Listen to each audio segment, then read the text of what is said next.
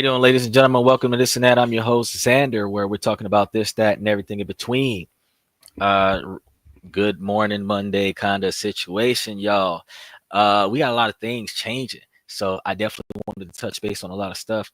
Today is one of those business and finance shows, so make sure that you like and subscribe. Make sure that you join the membership. Make sure that you share this with a friend. Share somebody who likes it, somebody who needs the information. Also, I want to give a special shout out to those of you that are on Twitch real quick. I appreciate y'all coming to the show because I know y'all about to dive right in. The rest of you guys that come up on Twitter, I really appreciate you guys for showing us love as well. TikTok is still dark. We're waiting to see what the president-elect does. As soon as he unlocks the Twitter passcode, we'll be not the Twitter passcode, the Twitch passcode. We'll be back on Twitch, and then we'll be able to live stream on Twitch. So up until that occurs, we're still trying to twiddle our thumbs with making it do what it do on the other 3 podcast channels that we have. So I definitely want to keep you guys up to date on that front. Today, I want you guys to join me as I dive into the world of Hollywood, because business is business everywhere. And when you start thinking about your stock markets, you start thinking about the progression of business, you got to be able to know about business. So recent times, if I can figure out how Lionsgate's partnership with AIs is going to change the game forever, we will be able to understand what we're going to be dealing with movies, what we're going to be dealing with CGI, what we're going to be dealing with investment portfolios related towards the movie industry and artificial intelligence technology.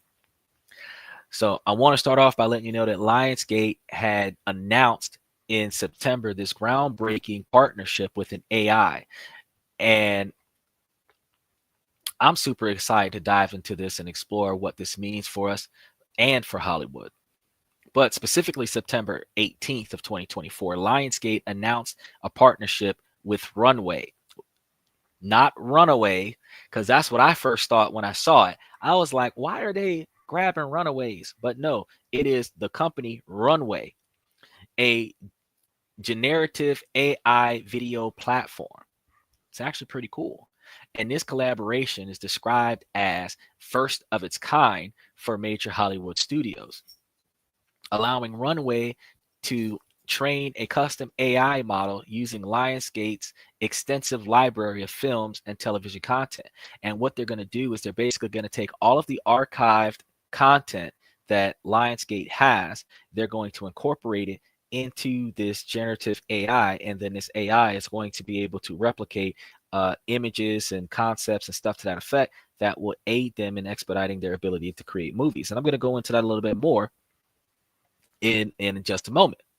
The possibilities are endless, though, and I'm eager to see how the collaboration is going to revolutionize the film industry, since they're sticking Paul Walker in all of these movies after Paul Walker passed. You know what I'm saying? The film industry is facing some major challenges these days, and usually when businesses are facing challenges, they usually steer further towards AI, because usually their challenges are related to either the cost of human labor or the lack of productivity from human labor or the extensive quantity of human labor to have round-the-clock productivity. Usually when this happens, you have to deal with production costs.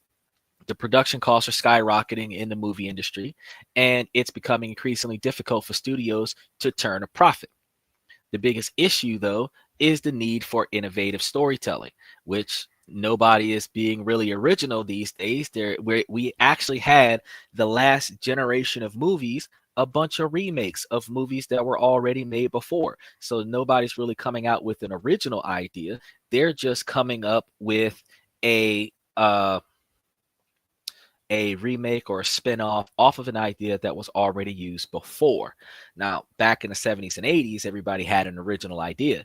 Everything was new and enticing, but now it's just, oh, we're going to remake such a great time classic that we're just going to put it back out again with like different characters or a different backstory or different relationships between the characters, but it's the same story. Having new storylines is going to be better because it's going to give us more newer and more enhanced stories that's going to captivate us and give us more in-depth plots that we're going to probably enjoy going forward into the future, instead of the last generation of us old folks looking at how the next generation of young folks is watching a destroyed variation of the original classic, which I'm just going to tell you, the second time, the sequel is never as good as the original, is what they say. But the second remake is not nearly as good as the original. So, with so many reboots and sequels, audiences are craving something new and original, and studios are struggling to come up with fresh ideas. And it's a major obstacle to overcome because we have the biggest group think society in the United States that not too many people have their own thought because we have been taught not to think outside of the box. But for Christ's sake, if you thought outside of the box on a regular basis, you would have the ability to have your own thought. Think about this.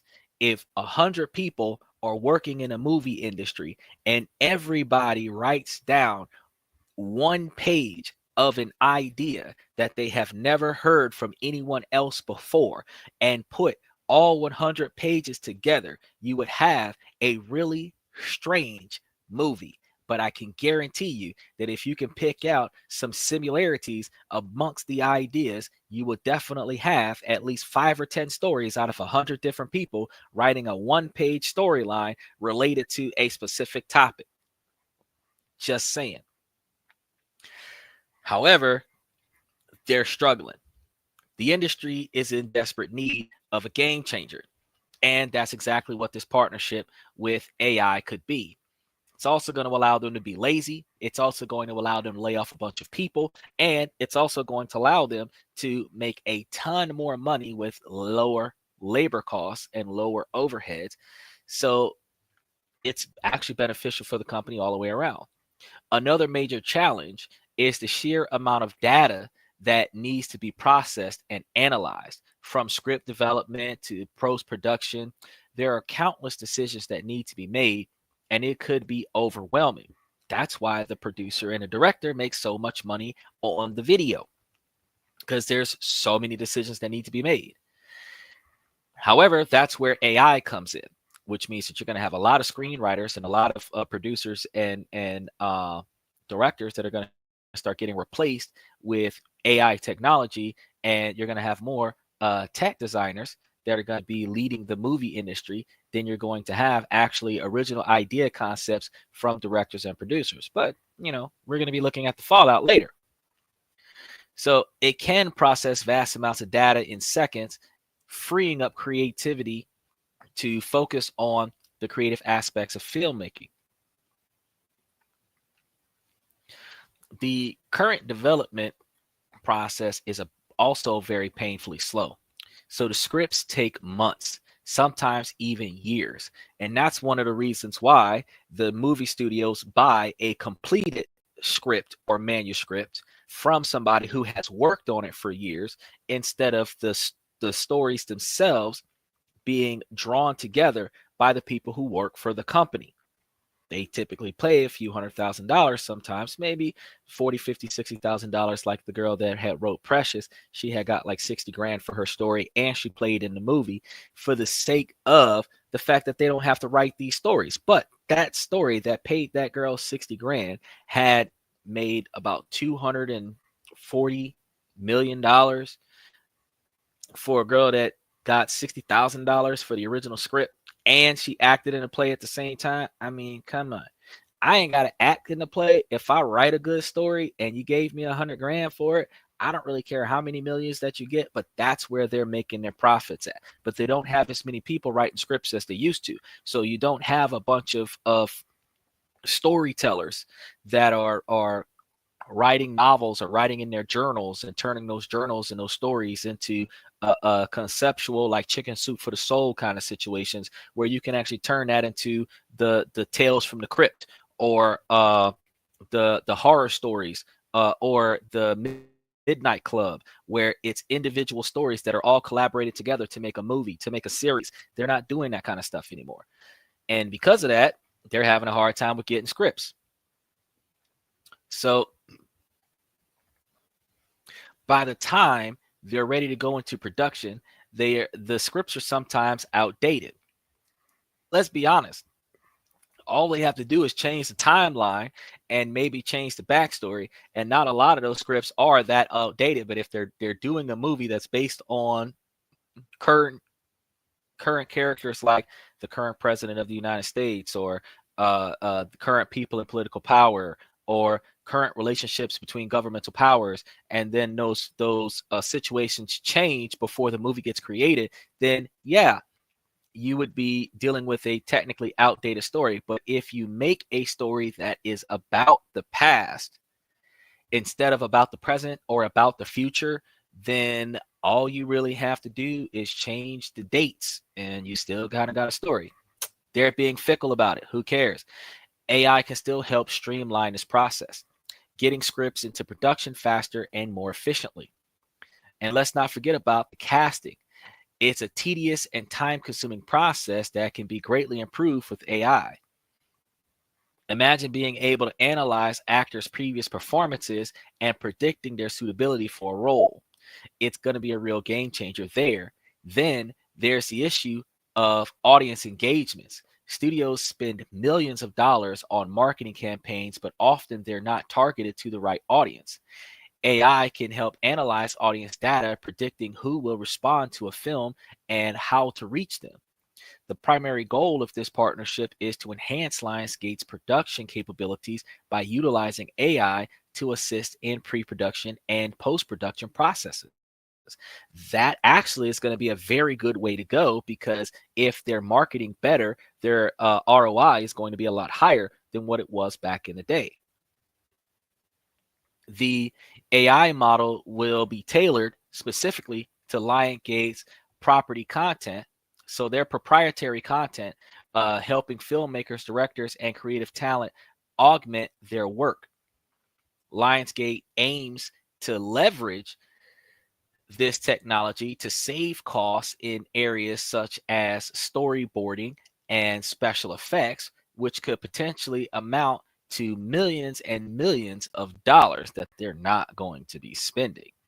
This is particularly important for Lionsgate, which has historically operated with more modest budgets compared to larger studios. So this is one of those under budget film companies that's able to push out a decent quantity of movies that are of relevant, moderate to high value, and they actually last a long period of time. I can think of right now, like every time I've gone back and re-looked at a movie, it was either Lionsgate or Warner Brothers, more often than not. So it's actually pretty impressive that now that I think about Lionsgate and what they do, that's the one with the big, lion in the opening screen. And they got a lot of movies. They got a lot of movies, but they're typically an under budget or a low budget film. So imagine being able to predict with certainty which films will be box office hits and which will flop. It's tantalizing prospects to have, and one that could completely transform the way studios approach filmmaking. For one, if they put it into an algorithm and the algorithm says that the story's not going to be good, they're probably not going to waste their money on that particular topic. However, if they don't mind putting together that particular topic, knowing that they're going to take a cut on it, they might actually redesign how they're going to get their investors to invest in the movie, knowing that that particular movie is going to have a lower payout. And they can still put out the movie. But the ones that are going to be big box office hits, they're able to entice more investors into the big box office hits, where they could potentially take the profits from the big box office hit and invest it into the in-house movie that is not going to get a big box office hit and still be able to turn a profit off of both types of movies. There's more than one way that they can go about doing that. With the AI possibilities being endless, from predicting audience demographics to identifying emerging trends, it's a tool that could revolutionize every aspect of the industry. And one of the most exciting aspects of this partnership is the potential for AI to assist in script writing. So imagine being able to generate scripts in a matter of minutes using complex algorithms to craft compelling stories and characters. It's not about replacing human writers, but rather augmenting their ability and freeing them up to focus on creative aspects for storytelling. if they're getting the general conversations between all the characters that are involved, instead of the screenwriters working on that, they could be working on the backstory. They could be working on the details behind the graphics or the imagery, the location, the scenery, the time of day, all of this stuff they could be working on, instead of sitting over there spending all this time trying to figure out what the Scarecrow is going to say to Dorothy in the remake of The Wizard of Oz. They can actually, really talk about something more interesting, like what's going to happen with the Faster 2, since Faster just came out. uh when they do Bad Boys 4, when they replace Martin Lawrence with an AI, or Bad Boys 6, when they replace Martin Lawrence with an AI, and they decide to make GTA 6 an actual movie instead of just a video game. They would be able to do things like that. AI can also help with casting. So think about, instead of them calling on all of their favorite cast members, or calling on certain cast members based on their reputation, and then trying to have them play a part for the role, you have their previous performances being analyzed by the AI and predicting their suitability for the role. So when you determine exactly what you're looking for this particular character, you have individuals in past roles be able to show up and do a really good job on that particular character. Now, one of the things that I believe that the AI is not going to take into account is people actually going above and beyond the call of duty. Like, for example, the Joker. I'm going to be honest with you. That Joker was probably the best Joker I have seen out of all of the variations of the Joker in Batman since the early 80s. I have seen some pretty good Jokers uh, uh, in the 90s and the 2000s, but the most recent Joker that came out was definitely one that resonates. So they did not get that response from the person's previous history. They just offered the guy the plot, and then he came in there and he just really made it the darkest role that you would ever imagine to see, which is what they were hoping for from a Joker character, but he did a better job than people would have imagined. Now, AIs might be able to hit on this after a while, knowing the level of skill that individuals put into their acting, but because they're going to be depending on AI, the human element will be taken out of the predictability, which also gives you standardized performance instead of giving you unique and enhanced qualities. In some scenarios, you're avoiding the failures by standardizing a linear equation, not even a logarithmic equation, where you're just dealing with, they're either going to be good or they're going to be better, but you're eliminating the great versus the suck. But I guess to get rid of the suck, to have at least average or a little bit better than average, at least all the movies will be all right. But Batman didn't make Batman in the last Batman movie. Joker made Batman in the last Batman movie. So instead of it being called Batman, it should have been called Joker. Now, one of the other things that AI is going to be able to do is that anybody who contracts their likeness to the company is able to be replicated the way Paul Walker is replicated in Fast and Furious. So even when really good characters pass over, those characters can be replaced by AI. Now, also, when you start thinking about CGI movies, when you start doing voiceovers, and most of your movies like 80% CGI, you're looking at the fact that you could probably replace a lot of actors and their likeness, and offer them like a small percentage for their likeness as royalties for the movie, and then you could just make whatever you want, and you don't even need to talk to them about what needs to happen about the movie. Uh, that is a stupid question to have, sir. I say that there are no stupid questions, but I gotta say that there are definitely some inappropriate questions to ask, and though that was one of those inappropriate questions to ask. But it's a good thing that you're able to pop in and try to say something about it. You should probably make it a point not to continue being a little bit more than such inappropriate on the podcast. No, I'm not going to do that. That is not so. While I am interactive with the fans, buddy, I am definitely not into. I'm definitely not into entertaining you by making a fool out of myself on the podcast. Specifically for your entertainment is not what I'm here for. I provide you guys with information. You might find it not entertaining to you, which I don't really care because business doesn't really have to be entertaining. But anybody who's interested in making some money, anybody who's interested in the developments of technology, anybody who's interested in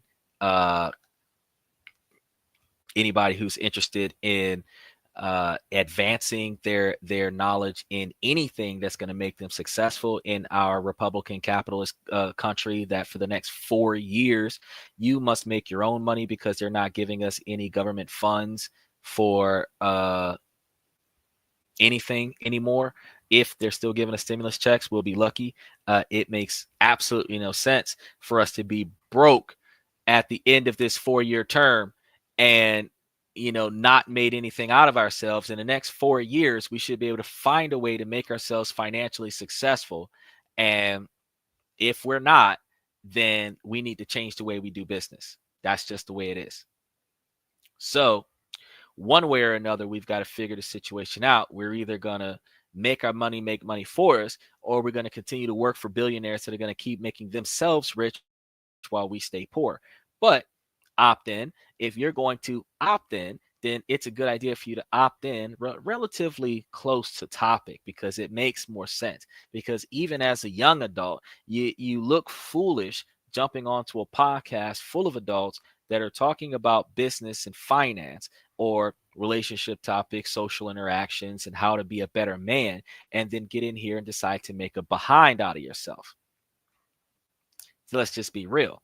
I 22 minutes into the show, and I say I got a few more things I got to talk about here, and you're sitting over here deliberately clowning in one of the ways that it doesn't benefit. It doesn't benefit you. It doesn't benefit me.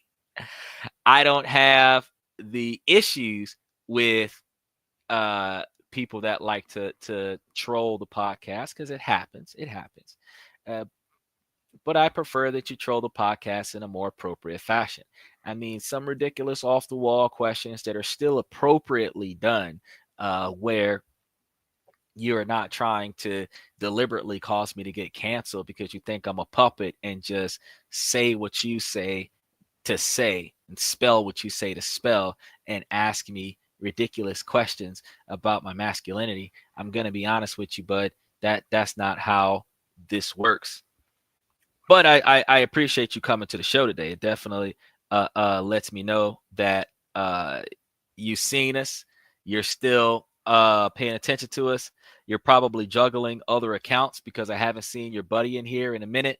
Because one of the funny parts about profiles is that I can still see your face on the profile.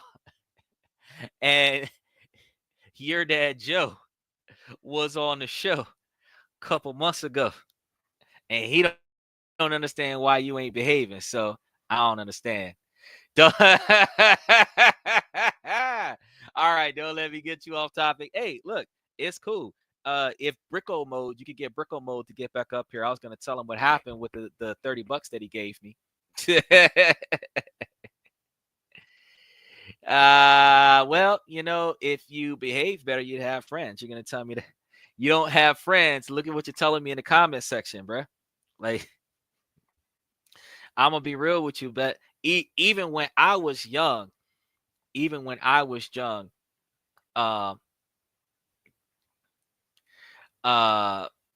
you don't associate. So you're just randomly trolling me alongside the other people who trolling me, but y'all don't know one another. That's fine. That happens too.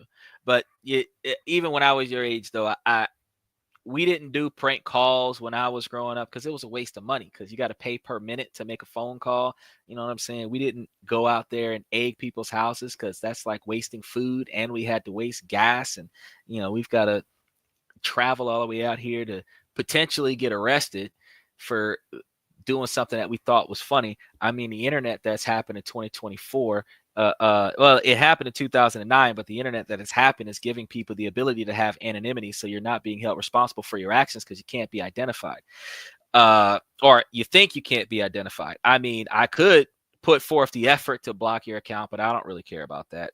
It doesn't hurt the podcast, to say the least. And I mean, really and truly, bro, it's more about getting the word out and spreading the message. So, I mean, I'm supposed to talk to the people who are willing to listen. So if you're willing to listen, by all means, hang out. If you're not willing to listen, I mean, you can always find something else to do. But while you're here, I'm going to ask you to respectfully try to be reasonably on an appropriate topic, because this is an adult podcast, 18 or older. And if you're not 18 and you're here, then you would have to no, I specifically have not allowed my mods to block you yet. I specifically have because I could have had the block you the first comment that got deleted, which is why you don't see that comment in the thread. So you could have got blocked that time. And every comment you made after the first comment you made is made because I allow it. So, just, try your best to come up here and enjoy the show, learn some stuff, ask some reasonably appropriate questions, and try to take something away from the situation, because truth be told, brother, you can get some knowledge off of this, even though what you're here for isn't what you get. You could get more stuff out of coming to this podcast that you can take and reincorporate. And by the time you're 20, you could be a millionaire. That you got a lot of folks that's learning what I know. They're in their late 30s, early 40s, and they're trying to put their lives back together after divorce, bad breakups, bad decision making, bad financial decision making, and which are two different things, because you have bad decision making where you do something that you shouldn't have done that ends up costing you a lot of money and ruining a large portion of your future. And then you have bad financial decision making, where you end up wasting a bunch of money on stuff you should not have wasted your money on, and now you don't have enough money to take care of your basic standards. In either scenario, nobody tells anybody how to save, spend, or invest money. So I decided that alongside the relationship topics that we talk about, social interaction, and you don't really have good friends. I've had a bunch of shows here over the past year now, because we just crossed over the anniversary about 18 days ago, where we've been on this podcast for about a year now. And as we have talked about finding people that mesh with us and resonate with us, you can find some better people to help you with getting your situation back on track. I mean, I actually had a buddy that just called me today that told me that he was in a financial bind, and I got to see what I can do to bail him out of that bind. But I also know that at the same time, that when I was in a financial bind, I was able to call on that same dude, and he was able to pull me out of a financial bind. So if I can't do it on a regular basis, and he's catching me at a bad time because I'm about to relocate the whole business. But the fact is that if I can help him with the situation that he needs help in, then I'll go ahead and give him a hand with it. But at the same time, you want to have somewhat good people on your plate, where if you need something, you can tap them on the shoulder and you can make it work. But you don't want to have people that are only around you for funnies. You don't want people that's only around you because you make an ass out of yourself. You don't want people around you because you entertain them, because that makes you the fool. You want people around you that admire you and respect you and appreciate you. And you want people around you for your wisdom, for your network, for your ability to aid them in being successful. You want people to value you. You want to be the kind of person where everybody else is spending money on your birthday to surprise you and value you for your birthday, not you spending a bunch of money or your dad spending a bunch of money on your birthday so that you can invite your friends over for your birthday, and then nobody shows up to your birthday party. The difference between you being a valuable person and you not being a valuable person is how many people will actually pay for you to celebrate you, versus the number of people who will show up because you paid. versus the number of people who won't show up even if you do pay. Think about also the fact is that when times are tough, because people will show up when times are easy, people will show up when money's being thrown around, when resources are being wasted, people will show up for the open bar and the free food, people will show up for the VIP access and the no cover, people will show up for the free trip with the no cost for the travel. But if you ask them to cover you, those same people will make up a lot of excuses about what they don't got. And fact is that your real friends are not going to be the people that's going to tell you in your time of need that they don't got it. Because if you're a real friend to them and they needed it, you would have got it for them. So if you're going to be a real friend to them and they need it, they should have got it for you. Same way. When you're looking at higher value relationships, which we're going to be talking about this later this week, because today we're supposed to be talking about the partnership between Lionsgate and Runway. But as I take a side note for the sake of you, sir, I just want to talk about how, when you're getting into relationships and you're wasting all of this money to impress the girl, that's financial mistakes. You're not supposed to be wasting money on women. Women that are supposed to be valuable to men are not supposed to cost men more money than the woman is able to make for the man. The same way that women don't want a man that cost her money. Equality, egalitarian, uniformly speaking, she's not supposed to be costing him unnecessary quantities of money, especially if she's not putting in effort to earn the money that he is taking out of his pocket and putting into hers. Because if she's not paying for him while he's paying for her, then why is he paying for her? Because sex is not valuable, not enough for you to be throwing money down on it. Because if you're throwing money down on it, then that's why you have the adult industry. You could be renting it instead of you paying this girl for it and never getting it. It makes absolutely no sense. The Riley theory is a thing. Everything in the United States has become transactional. Everything. And with the knowledge that's coming out these days, that's letting you know that you as a human being, sir, are in fact a walking business. From the day that you were born, you are a corporation under the commerce of the United States government. And in addition to that, when you are born, your social security number is a stock option.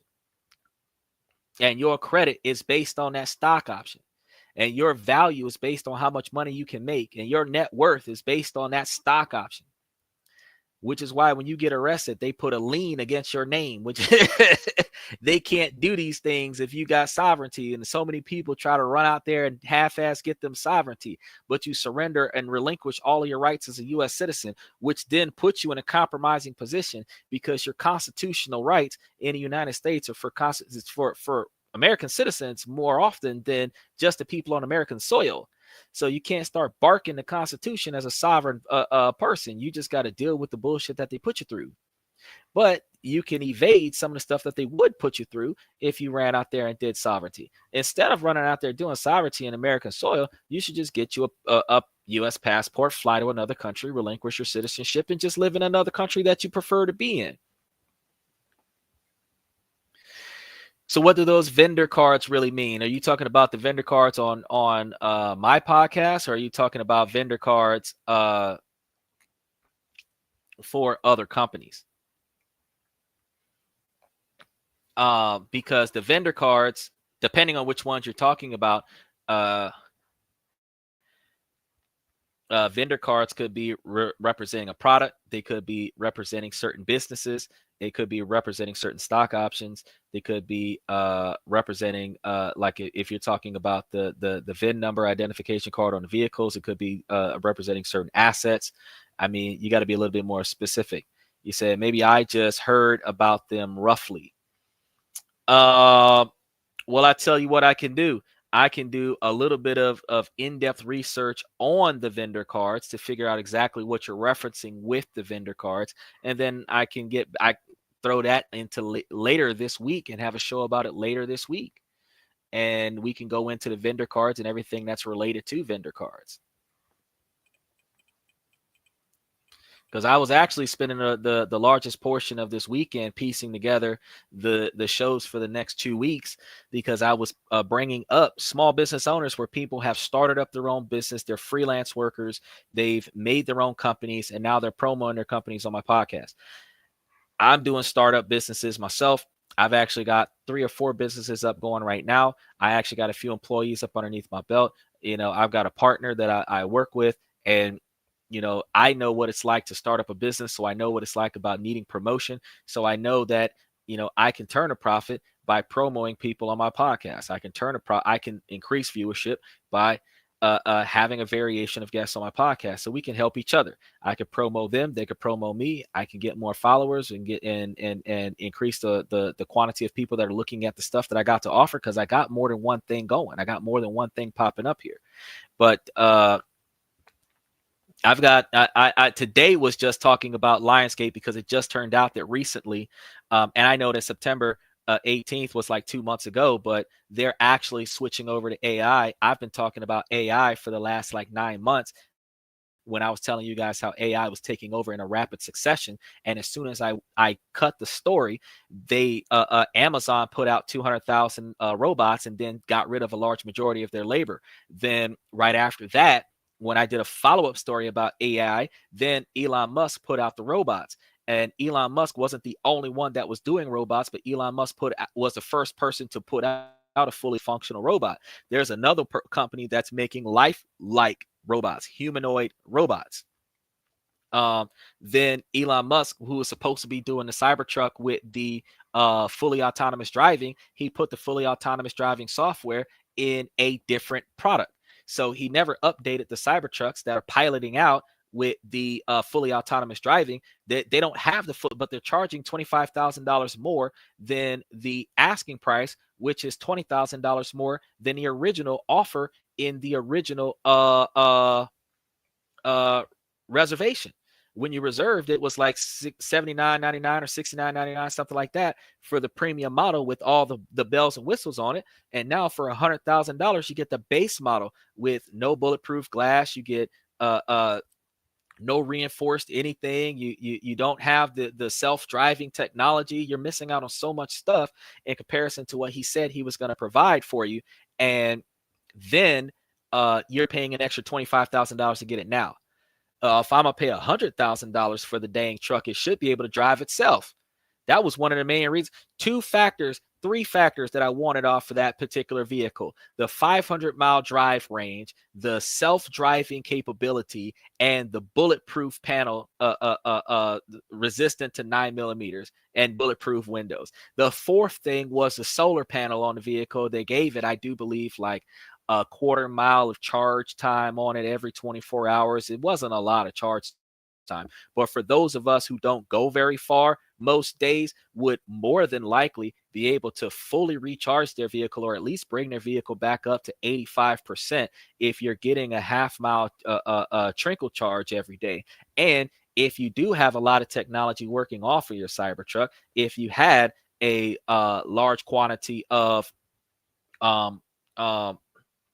power being brought back to your vehicle when your vehicle is sitting in a parking lot, instead of having to plug it into the store or something like that, going to one of those Tesla charge stations, the solar panel would give you an extra 1/4 mile or a 1/2 mile charge, which would give you the ability to get back home. So when I told you guys about this before, that girl that was in Arizona who decided to go buy a bunch of snacks and then drive into the desert, instead of filling her gas tank and bringing 4 spare tires, which is what a man would do, she jumped into her SUV, ran out of gas, and all she had was auxiliary power from the battery until the battery died, and then she got rescued after the fact. But if she would have had an electric vehicle that had a solar panel on it, and she's in a desert, she would have got a 1/4 mile of charge every day, which means she could drive every night and charge the vehicle every day, and she would have made it to where she was trying to go, and then she could have recharged the vehicle, and she wouldn't have had all the problems that she had. She wouldn't have been stuck. But that's just a added help for people who make stupid decisions, But fact is that, yes, we talk about business and finance. I've already talked about it. The shows are still up there. I showed you guys about how to build a C corporation, an LLC, and a trust, and how to incorporate that trust into taking over the ownership of your C corporation and your LLC. The importance of a holding company to hold your assets separate from your LLC that does direct contact with the general public. Then I also told you about I was just about to do a show this week about how to separate your personal debt from your business debt, where you have to actually charge your business expenses to your business account. That way, when you do your business taxes, your business bank accounts reflect the fact that your business is spending money on the business debt.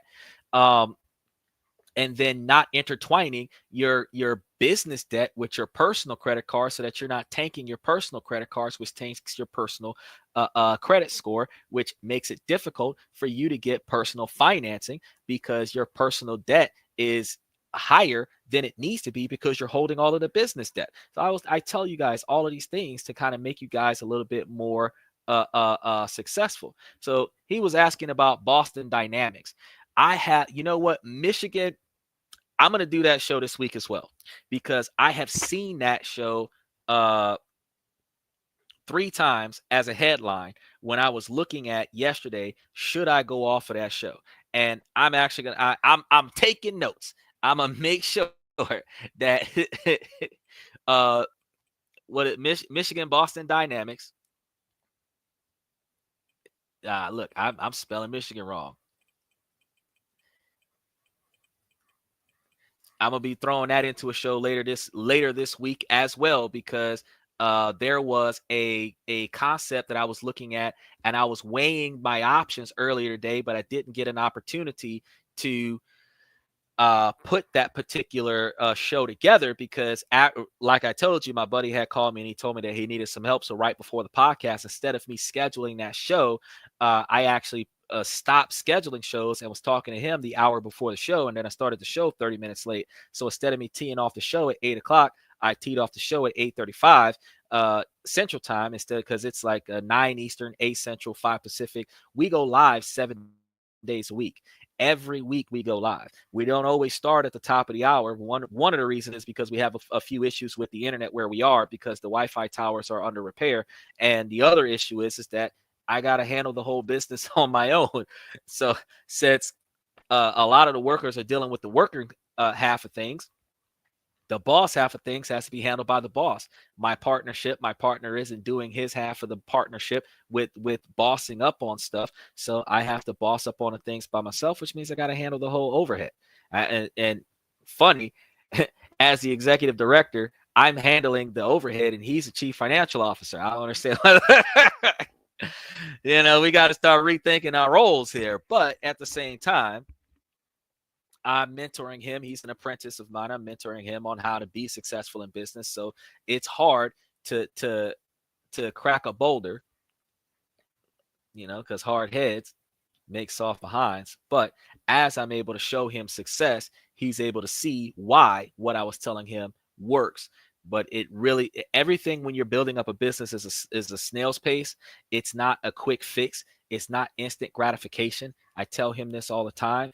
Even when you're dealing with reimbursements, your annual reimbursements comes from the last 12 months of money that you've paid, but you're getting that reimbursement one time, which means you got to balance your money for the next 12 months until the next reimbursement. So these things happen where you've got to be more fiscally responsible. You can't just throw your money down and think you're going to get an instant recoup next month.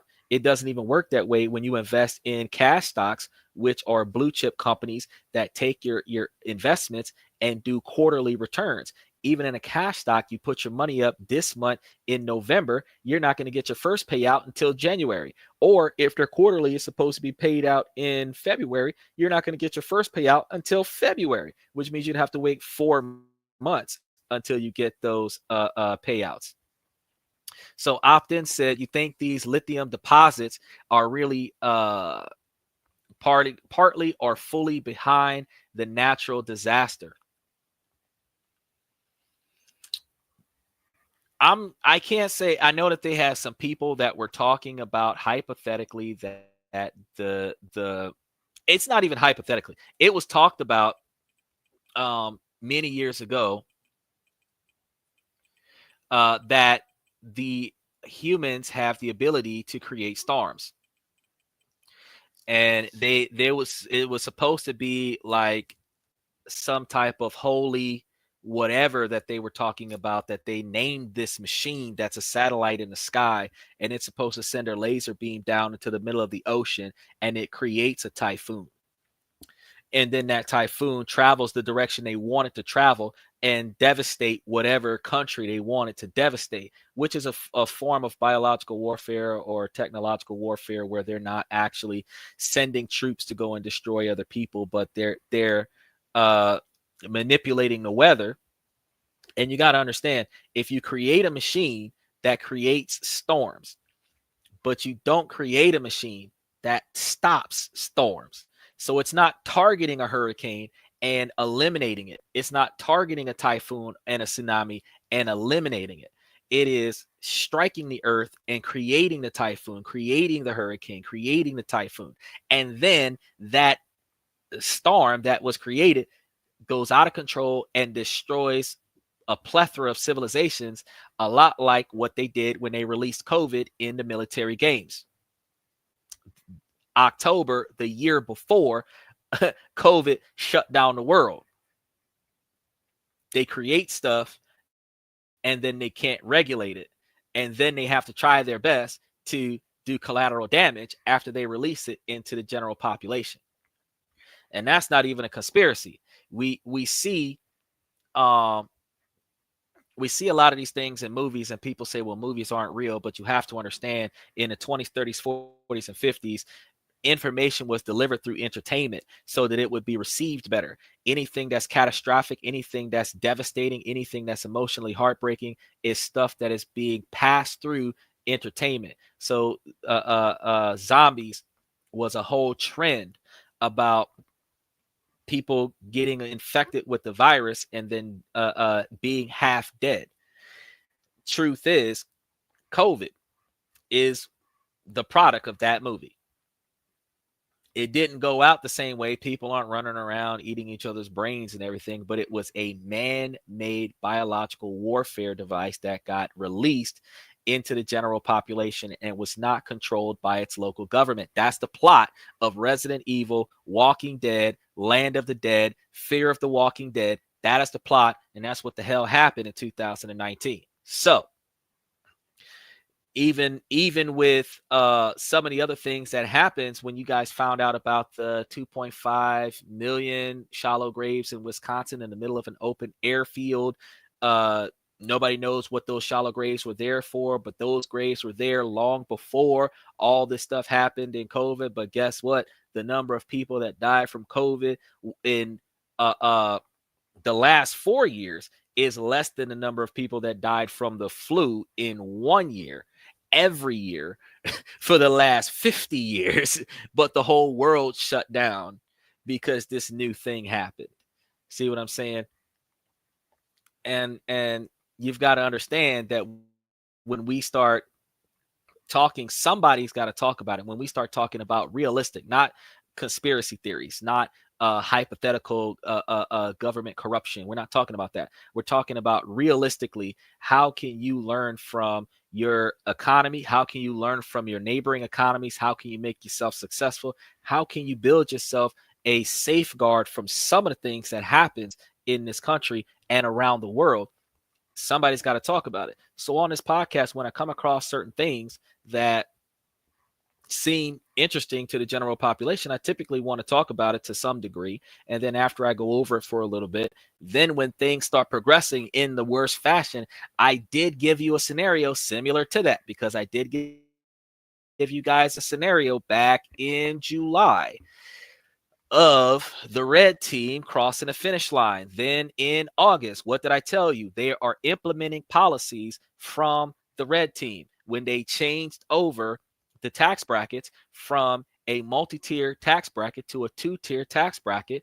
You do not incorporate the political policies of a candidate unless that candidate has already been selected. So when they started taking the policies from an unselected candidate, that's equivalent to Will Smith shining the Oscars before the Oscars. That was equivalent to Beyonce being guaranteed the Oscar before she performed at the Oscars, and then going to pretend, oh, I didn't know I was going to win. No, you knew, because it was set up that way. Now, people are going to say that's a conspiracy, but it's not really a conspiracy. Some things happen unexpectedly, but some things deliberately happen so that other things that need to happen can happen. A change in the way the country is being run probably needed to happen. The which party is going to do it correctly, don't really know. But if the one that's in office in January is going to give us the ability to walk around with Glock switches, suppressors, butt stocks, and AR-15 fully automatics and Chipotle buying a burrito, and we don't get gunned down by the police because it's our constitutional right to do it without a permit, without an ATF tax stamp, hey, make America great again, right? For those people who are sitting over, I would have preferred the $1.2 million that she would have gave us if she would have signed up. But at the same time, I would prefer not to have to lose my $1.2 million to a police country. Just saying. Because getting pulled over is the cost of doing business, but getting shot at is not worth it. So, if we can regulate some stuff somewhere, that would kind of make things a little bit better. But when we talk about the lithium, the difference between the lithium deposits that you're asking me about versus those lithium batteries that happened in Florida when the hurricane came and flooded out all of those areas where electric cars from the salt water started catching on fire and burning stuff to the ground. Now, insurance companies are not willing to insure electric cars, especially Teslas,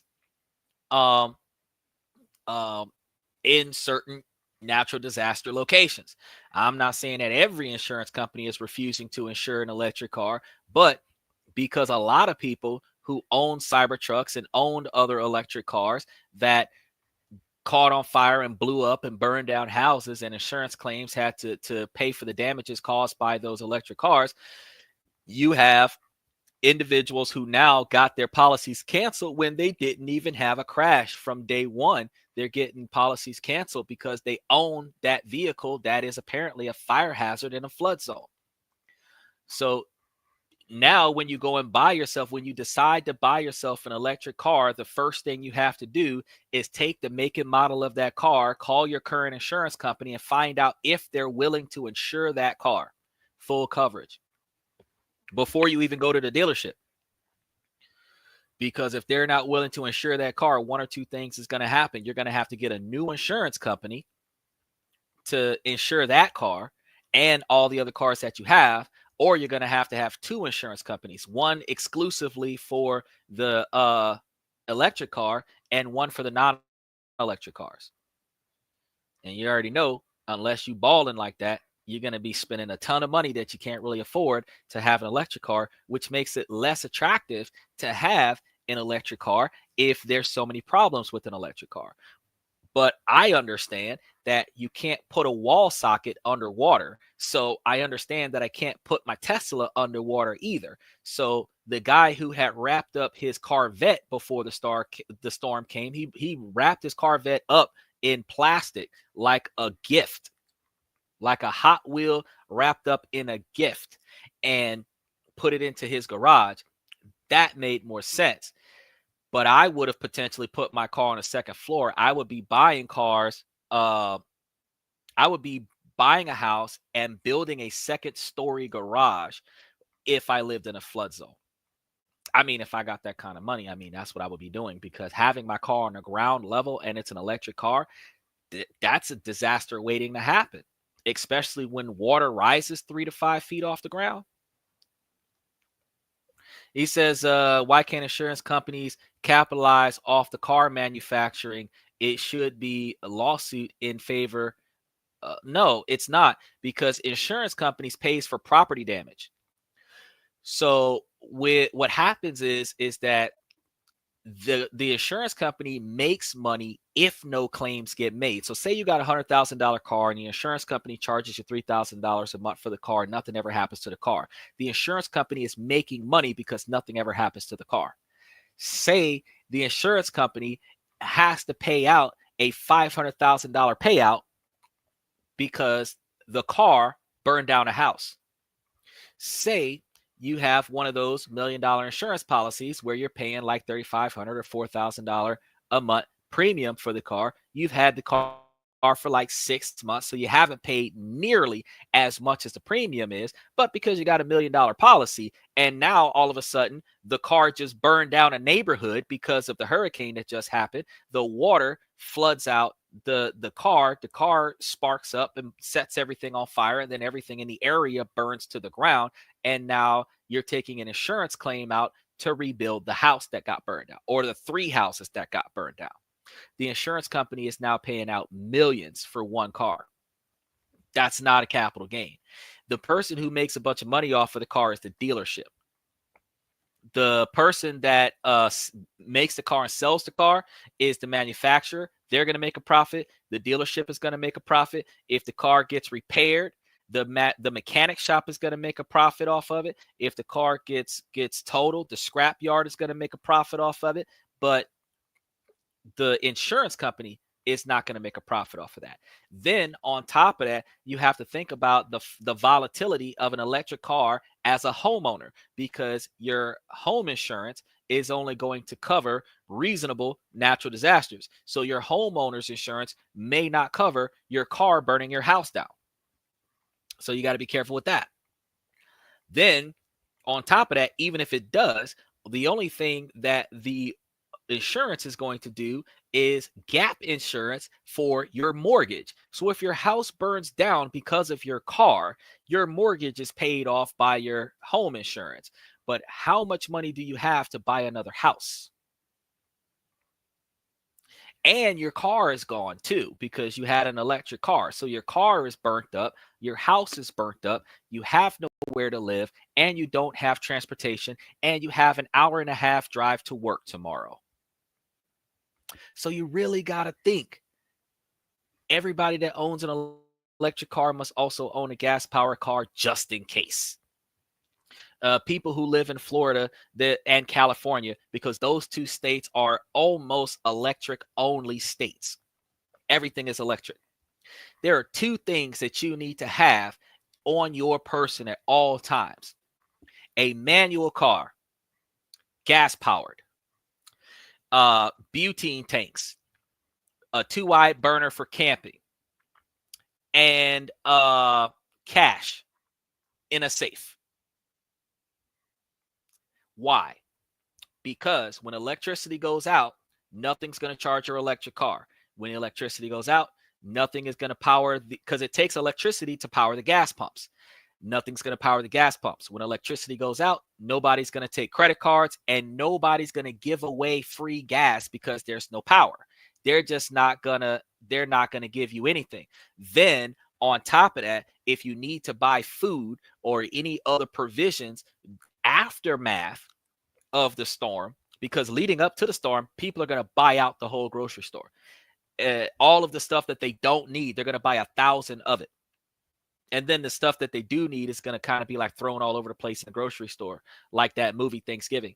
But the fact is, after the storm, when they start restocking the shelves and you need to go and buy something, but there's still no power, but the store's still open, they still take cash. You got to bring cash.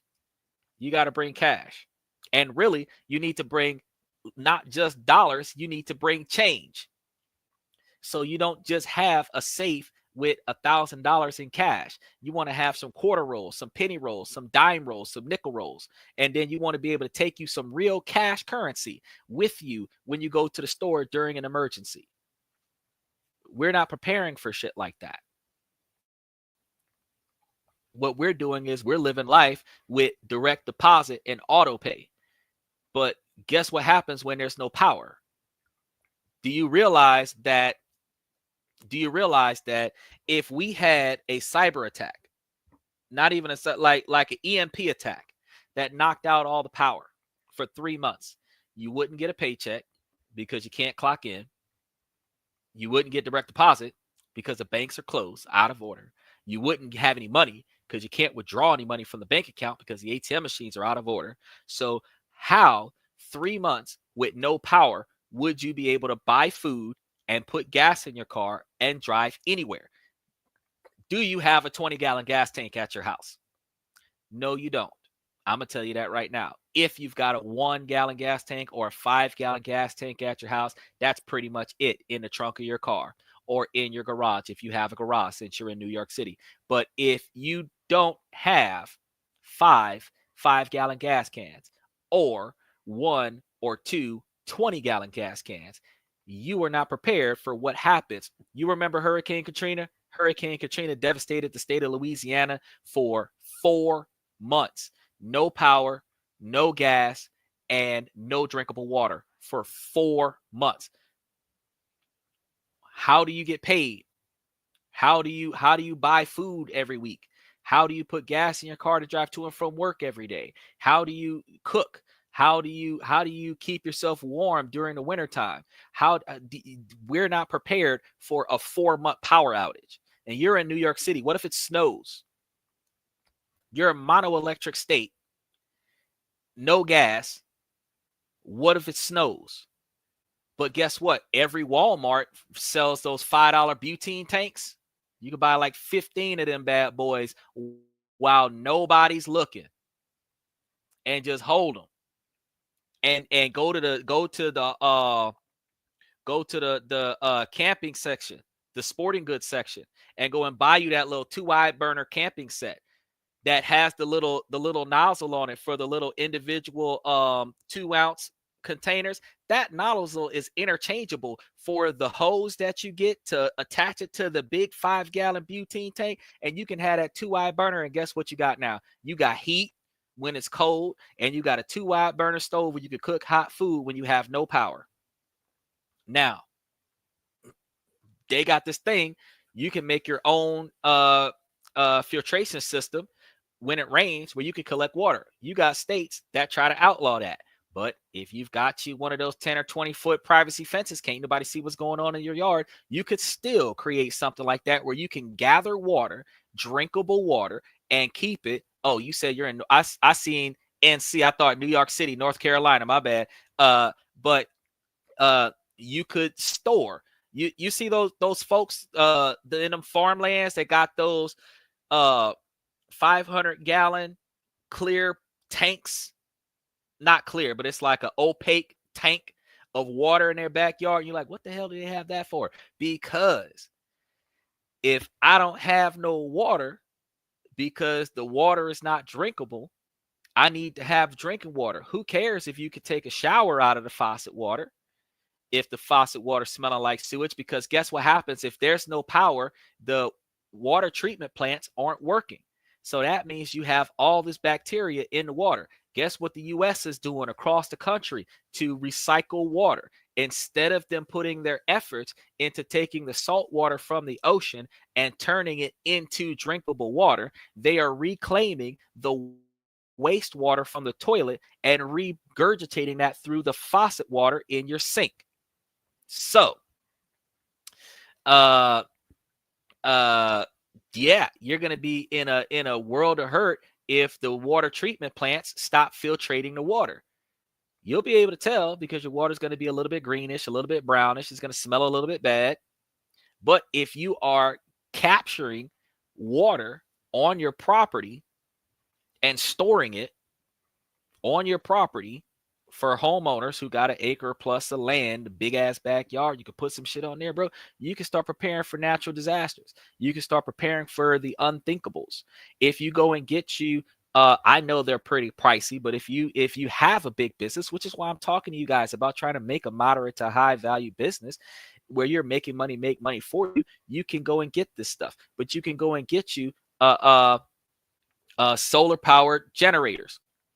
You got the portable solar power generators where you can get one for each room, and then you can stick them outside during the daytime and charge them bad boys up. You can get the gas power generators. You can get the electric generators that store electricity from your electric company into the generator that's mounted to the side of your house, and then have the solar panels on your house, which is a tax write-off and increases the value of your property. But it will refill those generators where you will have almost 30 days worth of power if you put enough generators on your property that is recyclable from the sun, where if the SWAT team cuts off the electricity from the electric company, guess what? You still have electricity in your house. So there's a lot of things that people don't think about that you could actually do and be set up in a lot of different ways that people don't pay attention to. And that's what coming to this podcast is all about. So, like I say, I don't mind you bombing the podcast, but you come here and learn something, because you can learn so much stuff in 2 hours with me that you did not know that is common knowledge. You can literally go back and Google this stuff. Ask the Google woman. I tell y'all this all the time. If you don't think that what I'm telling you is legit, I tell you guys all the time. Ask the Google woman. You get up there and Google what I'm telling you, and at least 12 different pages should tell you some of the same stuff that I'm telling you. And truth is, if you take this common knowledge and you put it to use, then you will be able to make yourself more successful. So instead of you dealing with collateral damage because you did not prepare for the downfall, successful people are successful because they prepare for the worst case scenario. Mama always said, expect the worst and hope for the best and take whatever happens in between. So if you prepare for the worst, people call those people paranoid, but those people are overly prepared in the most inopportune time. However, when the shit hit the fan, that's the person that you're going to be like, I'm so glad you got all this. But up until the shit hit the fan, oh, he just crazy. But the crazy folk know what's going on. Them the ones that's telling you it's about to go down and you're not paying them no attention. So this is one of those podcasts where we're not going to conspiracy theory. We're not going to tell you hypotheticals. We're going to tell you exactly the way the world is working and how you can work it in your favor.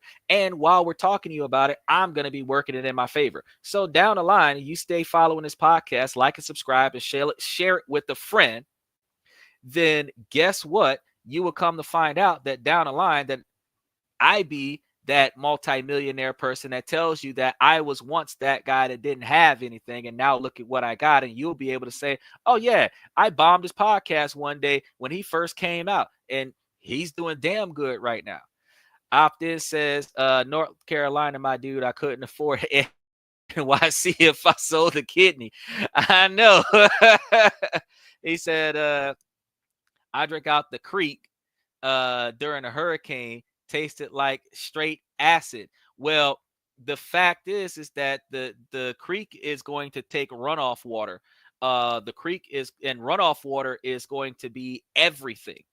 The pesticides from the yard, waste from the animals, debris from the tires on the road, the runoff from the sewage drains, all that stuff goes into the creek. So even when your creek water looks clear, very few creek waters look clear, but even when your creek water looks clear, inner city, the runoff from the city goes into the creek. The creek is not clean water. I'm not telling you to collect creek water. I'm telling you to collect rainwater. One of them funnel thing with a little filter on it so that the leaves and stuff don't get in there. And that funnel got a tube that goes into this gigantic tank. And whenever it rains, the water goes into this tank and fills up the tank. That's what I'm talking about. Straight from the sky. That water is not contaminated or not as contaminated, depending on if you're living in a polluted neighborhood or not. He said, holy smokes, I like how you're thinking. Well, you know what? Most people, I think rationally and logically. So most people who listen to my podcast, after I finish explaining to you a couple details, they really actually like the way I think, because the fact of the matter is, no, you don't have to. I appreciate the apology, but I understand that you come however you come, and unlike the church, I'm going to tell you to come as you are. So if you're a comedian and you come as you are, you're going to learn something before you leave here, because that's what they said, that the Lord said for his disciples to take the knowledge that he has and share it with everybody that's willing to listen. He didn't say that, oh, y'all got to come to me. It just so happened if you pass by me while I'm talking, you're going to learn something. That's what he was telling the disciples to do. He didn't say build a church where everybody can go to the church and go and pray and worship in the temple. He did not say that. He said that the temple of God is in us, not inside of no walls and no steeple. The church house is supposed to be a storehouse. The storehouse is supposed to be a warehouse. The warehouse is supposed to store all the goods and services for the community by the church, where the church would distribute extra resources to the community. When a community has extra, they give 10% to the church, so that when the church is needed, the church can give back to the community. That's why we should not have a millionaire, billionaire church. That's one of the reasons why the church isn't supposed to be taxable, because the church is supposed to be broke, because the church is supposed to receive from its community and then give back to the needy. But you is not going to see one homeless person sleeping in the church outside of service. All of that's why they all sleeping on the sidewalk. Church is locked up, because that's not for the people, which means that they ain't in the name of God. But I'm gonna tell you right now, I'm not gonna go into that. I'm just gonna let you know, when you come here, I'm not gonna so much preach the gospel, but I am gonna give you the word.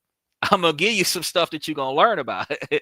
I'm gonna teach you some things that will help you navigate through life. And I've actually started doing world government policies and procedures and investments and everything like that, so that you can kind of figure out how to navigate offshore investments, offshore banking, and then offshore traveling. Because if you can get you a $300 passport right now, and it's not really $300, it's like $235, but you get the passport and the passport card, but you pay a premium to get it sent faster, which is why it's going to average out to about between $265, $280, depending on what state you're in, but it's going to be $300 or less.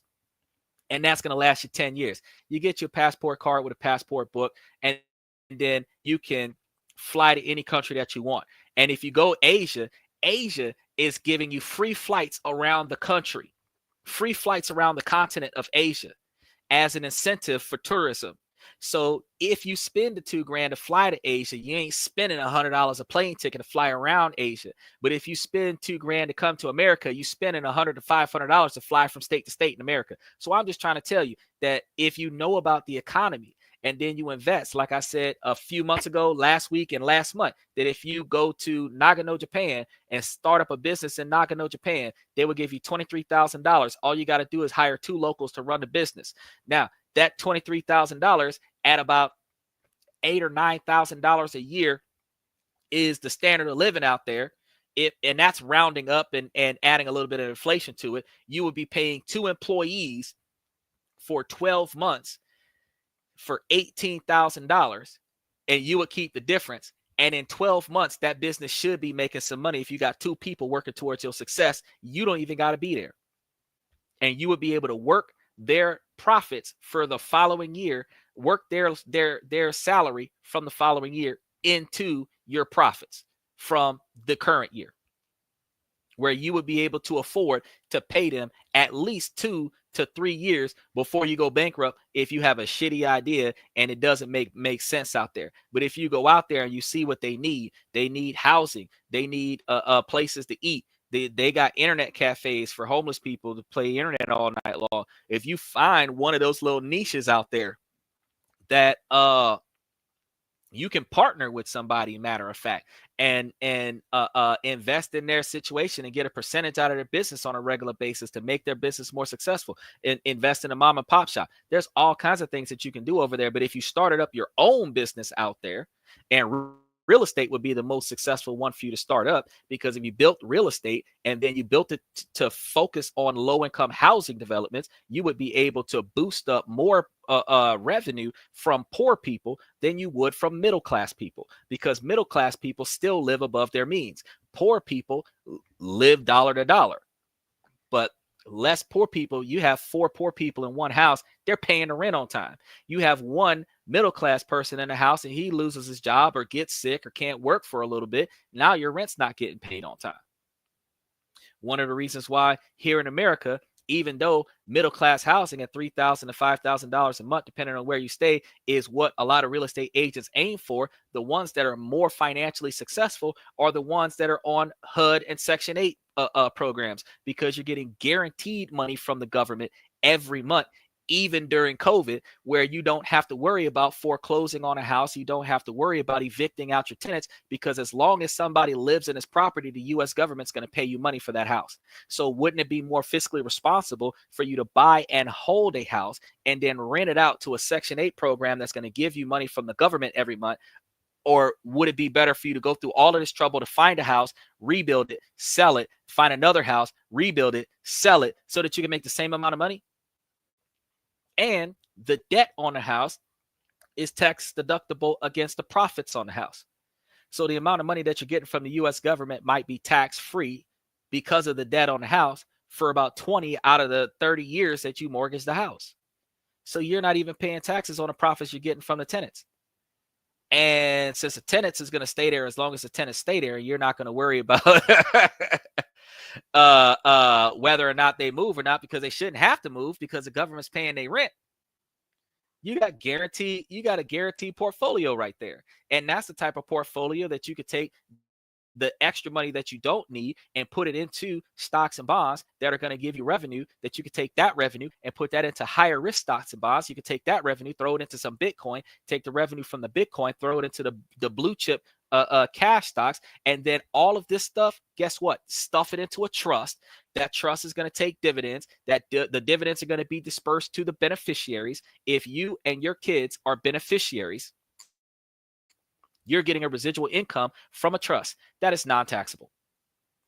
All of this stuff that I talk about on a podcast. So look, I don't mind the fact that you bombed the podcast in the beginning. I don't care. The reason why I didn't block you is because I knew that by the time I finished with tonight's show, you were going to like and subscribe and share this with some people that you know, because you're going to learn something here. We can still clown around appropriately, though, because I'm not going to get canceled because you clowning around in the comment section. But at the same time, you're going to learn something. You're going to learn something. You're going to gain something. If I can get back in contact, because his son should have been done with Little League, Brett Owens, from the book. Do I have the book nearby? I do have the book nearby. I do not have the book nearby. It's over here somewhere. I got a lot of products over here from the past week. But Tim Owens had put up a book about how to invest in stocks and live off basically retire and live off the 8% return off of those stocks without touching the principal. He wrote a whole book about it. I got a copy of the book, been flipping through the pages, and I'm like, damn, this is some good stuff. And I wanted him to come and talk to us about it on the show one day. And he said he'd have to get back to me after he finished with his son's Little League. But you have a financial investor that is supposed to be coming up onto the show. We had Crestify that was on the show last week. They were talking about the Oli's dog treats and the Crestify Studios that helps with branding, helping you with the web design, packaging designs, labeling, everything like that with your brand. We have coming up this week on Friday, we have Ken is supposed to be coming up to the show, which is a content writer. He was supposed to be coming up talking about how he would be investing in or you would be investing in him, because he would be helping you with getting your scripts together, getting your storylines together, and everything to that effect. I'm talking to you today about Lionsgate because they're investing in AI to do the exact same thing that Ken is doing. I've been telling you for the longest period of time, I'm using Opus Clip to help edit my video reels. I'm using, and I got the links in the description of the show down below. I'm using vidIQ to get the topics for the show. I'm getting scripts for the show. I'm getting thumbnails from Opus Clip. I'm getting hashtags from Opus Clip to help me with my metadata. And I still got a guy that does my SEOs for the show in order to increase traffic up on the show. And then I'm using StreamYard to stream to you guys on a 9x16 screen when I'm actually streaming off of a laptop right now. And I know one of the reasons why the picture quality is not as good as I would like for it to be is because we have to operate on 720p because 2 of the towers in the neighborhood went down. So we don't have the 5G network from T-Mobile. So that's one of the reasons why we're not dealing with the HD quality that we was dealing with last year, but we're going to get back to the HD quality as soon as we relocate. He says, I'm getting off work now. I'll tune in tomorrow. Take it easy, big dog. Yes, sir. Definitely opt in. Make sure, like I said before, you like and subscribe, join a membership if you can. And when I have detailed information, I provide it to the members exclusive to the membership program. Everybody else will get the generalized information, but I'll definitely see you tomorrow because we're live 7 days a week, 9 Eastern, 8 Central, 5 Pacific. So I'm always here talking about something. I don't just sit over here and complain about women all day. I love women, but I also know that women get on my damn nerves because they're not doing what they're supposed to do to support the men that they claim that they want, and then they're expecting to receive so much. So the show talks about stuff like that. We talk about change. We talk about how the economy has shifted where women are in favor, but women don't believe that because they don't believe like they're getting enough. I completely understand that.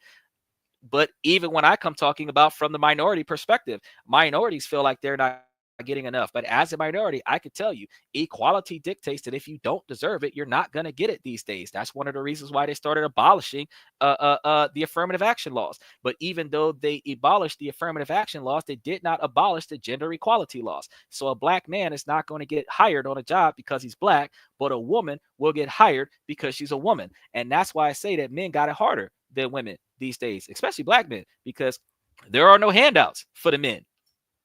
Men have children, they got to pay child support. Women do not have to pay child support for the children. The men have to pay child support for the children. And that's typically because even though the laws are not gender biased, 90% of the time, women only select men that make more money than women, which means that when you start doing the separation of finances, typically men make 50 to 75% more than the women that they're dating, which means that the financial burden is on the person with the higher income, which means that the man is typically the one that's got to pay for the woman and the kid. Even though in modern times, more women are becoming more successful than their man by the time they divorce and break up, and more women are starting to have to pay alimony to the man and child support to the man, it is not common. We did a show about that to come to find out, the divorce show I did about 2 weeks ago, that about 12%, which is about 12,000 men, not a lot, out of the divorce rate, that got paid off the divorce. The other 88% of men did not get that. So you just got to think about the fact that more often than not, and that's one of the reasons why I say, well, if it's supposed to be fair, if it's supposed to be equal, equality, egalitarian means equal partnership. This means that she's supposed to be able to make the first move. She's supposed to be able to pay for everything until I feel like paying for stuff. She is supposed to be able to go financially half, which means half of her income goes into this bill, and then I put up the other half. You're looking at the fact, but then you're looking at a democracy relationship. You're looking at really a roommate with benefits when you think about it like that. And that democracy situation is now she's a 50% shareholder of all of your assets, and she got say over what's going on, or she's going to financially pull out of the deal. Now, truth be told, in those situations, you still got to terminate all of your assets in order for her to get her half, because she invested half of everything that you have. And that's detrimental to you, because she didn't have a house and a car and everything when she got with you, because women want a man that's stable. So if she didn't have a house and a car when she got with you, and now you got a house and 2 cars because you bought her 1 car, she's going to take at least one of those cars and your house, and all you're going to be left with is the clothes that you can fit in the trunk of the car, and the car that you did not give her because she came and started paying half the bills. That make no fucking sense. How's she going to get a $500,000 house because she threw down on the bills every now and again? But I work to get that. That's what men have to deal with. So when I say, well, guys, you got to get yourself financially stable. You got to look at the market. You got to invest in the right places. You got to put your money in all the best places that you could put your money, so that you can make yourself more financially successful for yourself.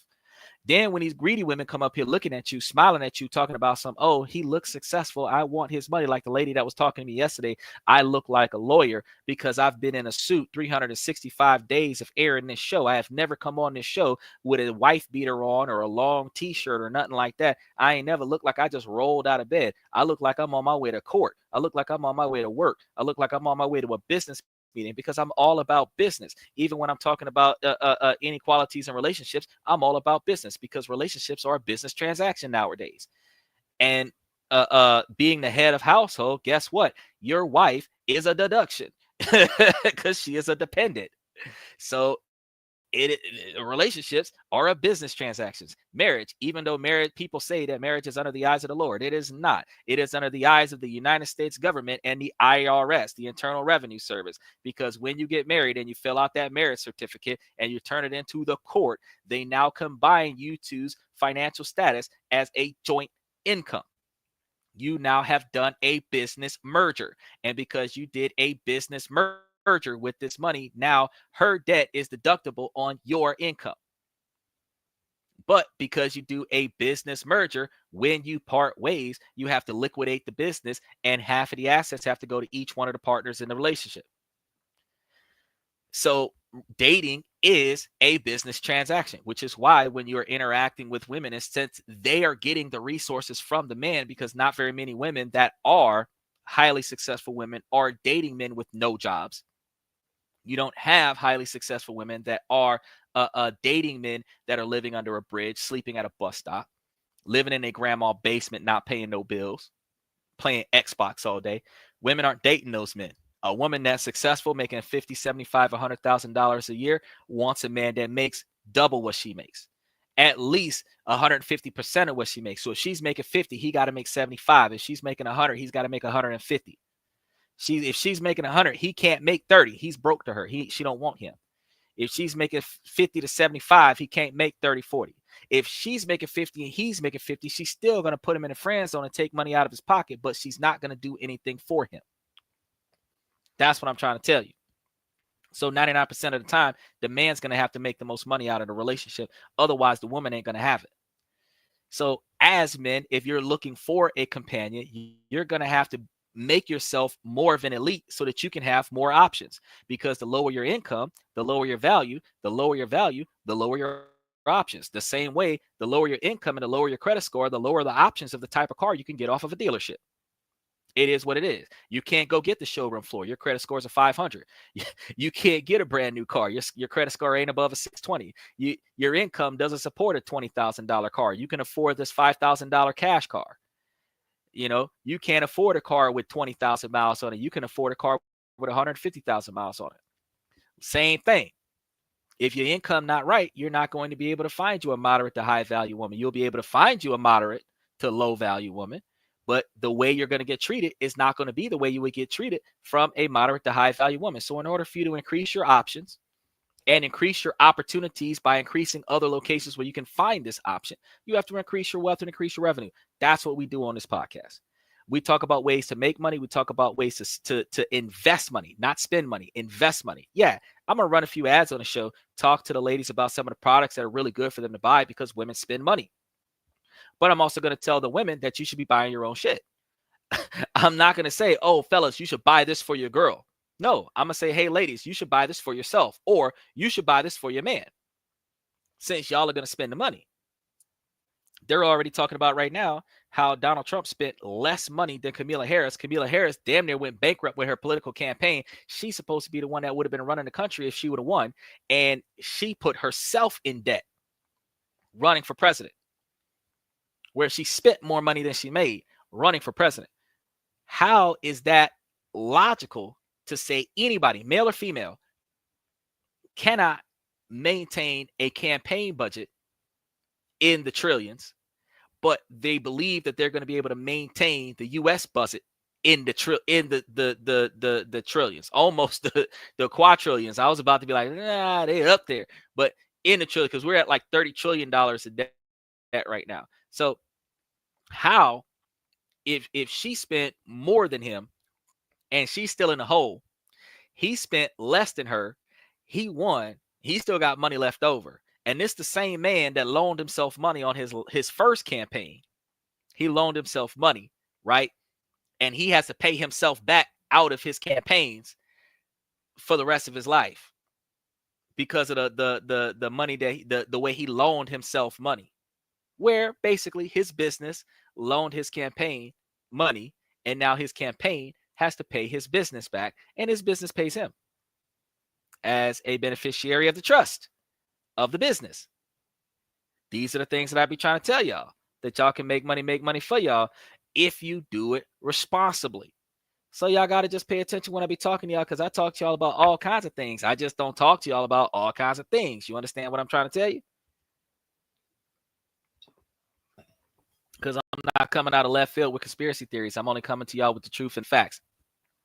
So as I was saying, let me swing back to when Lionsgate starts looking at audience engagements, their AI is going to help them analyze the audience data and predicting who will respond to the film and how they'll react to them. Lionsgate is already working on a groundbreaking new project that showcases the potential of AI in filmmaking, which is going to allow them to get more investors to aid them in enhancing this AI. Self-learning AI capabilities allows AIs to be able to perform a lot more efficiently without requiring so many service updates. From what I've seen, It's going to be a game changer, which is what they were looking for. The integration of AI tools is expected to enhance the creative process. So Lionsgate's Vice Chair Michael Burns, Mr. Burns, love it. Mr. Burns noted that filmmakers are already excited about the potential applications of AI in their workflows. The project uses AI to generate script ideas and then uses machine learning to refine and develop them. It's an incredible tool and one that could completely transform the way studios approach script development. The potential is huge, and I'm excited to see where this project is about to take us. The partnership between Lionsgate and AI is the potential to change the face of Hollywood forever. With AI studios can streamline with AI, studios can streamline their development processes, saving time and money and producing better films as a result. It's an exciting time for the film industry, and I myself am thrilled to observe it because I am not going on that ride, but I definitely want to see how these movies turn out because I watch all my movies on Netflix. I am not wasting $75 on no ticket to sit with a room with 40 people that don't know how to behave so that I can watch something on TV. Not happening. I watch it on Netflix or watch it on one of the bootleg apps that will show you what's going on the back end. However, the partnership reflects a broader trend in Hollywood where studios are increasingly experimenting with AI technology. So Lionsgate might be the first one, but they will not be the last. While there are concerns about the impact of AI on jobs within the industry, like I was telling you guys before, with replacing the real actors with CGI versions of themselves or limiting the availability of scripts to certain actors based on the AI's exclusion of performances, I would say that you're going to have a learning curve or a bell curve of employment. However, both Lionsgate and Runway emphasize that these tools are meant to augment rather than replace human creativity. Y'all already know that augmentation does not mean that it's not going to replace it. When you augment something into something, you are going to take something out and put something else in. So even though you're using a complex word like augment, you are not augment is an implant, but an implant is still a replacement. You are not fusing AI to your current manpower. You are going to eliminate the lack of thought process between the hundreds of people on your payroll and have the thought process done by the AI. Then the manpower that you no longer need, you're going to downsize based on the least productive people on your platform, which means some people are going to lose their jobs because of the efficiency of the AI. Then after that, you're going to have an AI tell you which actors are most suited for this particular role, which means you're going to be limiting the quality of the AI is going to limit the quality of the actors, which means that you're only going to have a certain group of people that will do the movie, that are fit for the movie. And depending upon the list, certain people are going to get called first, and then certain people are going to get called last, and then they'll start getting their B-list actors and their C-list actors depending upon the success of the film. Which, again, as I told you before, if they can tell you which ones are going to be a box office hit and which ones are not going to be a box office hit, the A-listers are going to get the box office hits, and the B-listers and C-listers are going to get the non-box office hits. The ones that need a break are going to get the ones that nobody else wants, but they still want to make money off the script. There you go. They're going to be going from most reliable to least reliable. Either way it go, as AI technologies become more integrated into filmmaking, there are ongoing discussions about legal and ethical implications, as I was talking about before. So particularly concerning the use of actors' likenesses and job security within the industry, as I was telling you guys before. So the collaboration is expected to pave the way for innovative content. Because think about this, as creator, the content creation methods and potentially leading to new storytelling techniques, which will replace the entire storytelling crew that could redefine how films and shows are produced. Just think about if you don't read the fine print, where a lot like Dwayne The Rock Johnson, his likeness and his show name is owned by the WWE. So if the WWE went to CGI, they could use The Rock, The Rock's voice, The Rock's likeness, and all The Rock's mannerisms in CGIing The Rock in a movie that he was not involved in and potentially does not have to get paid for, because whatever royalties he's already getting paid for his likeness and whatever royalties he's getting paid for his name is all he's supposed to get paid out of the company. So the company can continue to reuse his likeness without actually having to involve him in any new concepts, which that could be an ethical issue. However, as generative AI continues to evolve, its role in Hollywood is guaranteed to expand, influencing everything from script writing to visual effects. We already seen how CGI has taken over just about every movie that we've ever made. Or not ever made, but every movie that we've seen in the past 4 years. So the partnership between Lionsgate and Runway could serve as a model for future collaborations between studios and tech firms. Lionsgate's partnership with Runway represents a significant step towards integrating AI into filmmaking processes. By harnessing advanced technology, Lionsgate aims to enhance its creative capabilities while reducing production costs. And this move not only highlights the growing intersection of technology and entertainment, but it also sets a precedent for how studios can leverage AI to adapt to an increasingly competitive landscape. As the industry navigates these changes, it will be crucial to balance innovation with ethical considerations surrounding employment and artistic integrity. So you guys are already knowing that I'm going to be doing a follow-up on this in the upcoming months, because as I said before, when the shit goes south, the shit goes south. So, and it usually goes south right after I start telling y'all that the worst that could possibly happen typically is the instincts of humankind. The worst parts of humankind is emphasized in chaos, when you have the lack of resources and the abundance of population, usually after natural disasters, or money, because greed brings out the worst of everybody, but it also shows your true self. So I want to thank you guys for watching. And if you're excited like I am about what's going to be happening with AI, including what AI's involvement is in filmmaking, be sure to hit the like button. Be sure to subscribe to the podcast. Make sure that you follow us and join the membership.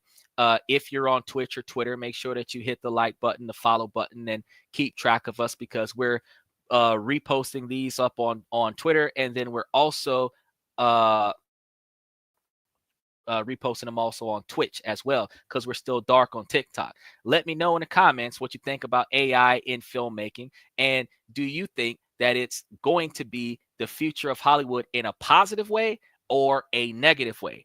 Because I got to tell you guys, there's going to be some positive implications, but everything that's made for good has evil intent behind the usage of it once people realize the full magnitude of what can be done. And everything made for evil has positive intent for it, for those people who can find the best parts of how to use something. So, you know, we never know where this is going to go. It's going to be great for us as consumers, but for employment, it's probably going to be a little bit more detrimental for the employees in the company.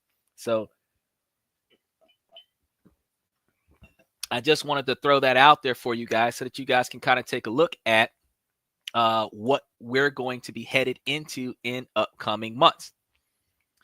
Make sure that you guys stay tuned for the rest of the week, because I actually have Wednesday's show already up there. I'm going to finish highlighting the details for Wednesday's show. And I was looking at that Michigan topic yesterday and today. I was debating on doing it, but now I've got the convincing to get it done. So later this week, I should throw it in there. I think on either Thursday or Saturday, maybe. I might move Saturday's show just so that I can keep my word. I said I was going to do it this week. I'm going to get it done this week. And then the other topic about the lithium batteries and their involvement, I'll throw that in for sometime next week.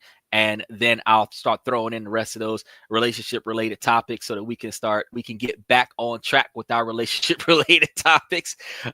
So keep in line with the things that we got going for you. I want to give a special shout out to Red Void because he's always been here coming out of Romania, taking a look at us on a regular basis. Omni81, I want to give you a special shout out as well because you are one of those that definitely shows that support on a regular basis. I appreciate the rest of you guys that come and take a look at us on TikTok. Make sure that even in your country that you tell your family and friends and people that are important to you about the podcast, how good it is, what you like about it, what you don't like about it. Show it to them and have them come dive in and take a look so that they could put their insight in. Because I tell you what, I gave you my word that I'm going to be covering Brazil and I'm going to be covering Romania soon. And I'm still putting together the list of shows in the upcoming 2 weeks. And I did tell you guys I was going to cover Romania and I was going to cover Brazil before December. So I've got about 11 days left to put you guys in to be a man of my word. And I typically try to be a man of my word. So make sure that you tell your friends and family about what's going on over here in America while this and that is talking about this, that, and everything in between. So as you guys that are coming in towards the end of the show, I want you guys to remember that we are live 9 Eastern, 8 Central, 5 Pacific. We typically start a little bit late. We kind of operate on CP time sometimes. So just because we don't start at the top of the hour doesn't mean that we're not going to run, and it doesn't mean that you didn't miss it. Because if in the event that it hasn't aired yet, it's about to air. So hang out, wait for the show to kick off. I know that I'm supposed to be dealing with the artist that's supposed to be coming in soon. He's going to be making us 3 soundtracks, and I'm going to try to see if I can get at least 2 out of the 3 soundtracks. If I can't get all 3 of those soundtracks, and then I'm going to redefine the opener and the closer of the show using the songs that he made exclusively for the podcast. And then once because I don't know if he's making it for just me or if he's making it for the podcast itself. I'm hoping that he makes it for the podcast, because if he makes the songs for the podcast, then that would be awesome, and I would be able to use that as the opener and closer of the show, like I said before. So his skill set will be advertised on the show, and if it's like a 3 to 5 minute opener, I don't care. I'll run a 3 to 5 minute opener and do a 3 to 5 minute closer. I don't really mind, because I mean, I like to promote small business, and this guy's a freelance creator. He creates his own music, and I think that it's good for me to talk about what he can do when he does do it. Get him onto the show live as well, so that we can talk about his skills as well. So as this and that improves from its network and affiliations with people that come to the podcast, you'll notice that this and that is going to promote everybody that affiliates with this and that, so that this, that, and everything in between is going to include everybody in between each topic. And while we're talking about everybody in between this topic, can you give me some suggestions, bro, about what? While he's asking me some questions real quick, I want to talk to you guys about these Atlantis Nutrients gummies. I've been taking them for the last 48 hours, and I can tell you, I gave me a lot of energy. I got a set. It was the magnesium magnesium glycinite, the keto AGV gummies, and then the other one over here was the testosterone boosters. So any man that is, because we've got a 90% podcast, fellas, they got gummies out there that helps with helping build up free testosterone, because after we peak at 20, 21 years old, and we start plateauing at 30. So after 30 years old, we start going on a rapid decline with testosterone. And one of the things you're going to come to find out when you start having symptoms of low testosterone is that you're going to start being more fatigued. You're going to be more tired, more restless, more aches and pains. You're not going to have the strength to get stuff done. It's also going to eventually start affecting your sex drive. So if you guys which also means it's going to be affecting the muscles that control your bladder, which means you'll start dripping in places you're not supposed to drip. So go and grab you some testosterone pills, because these and gummies, I tell you what, they hold you down in ways that I'm going to take some after the show. It holds you down in ways that, you really need it. You really need it. The older we get, the more we're going to need, and you can incorporate those into your diet. They're very affordable. I think the whole set costs $60. All 3 bottles together cost $60 with shipping off Amazon. We've got the link to that video in the show in the long form video. So if you go to the web channel, you can find the advertisement for that, and the links to Amazon where that these products are located at are in that live video.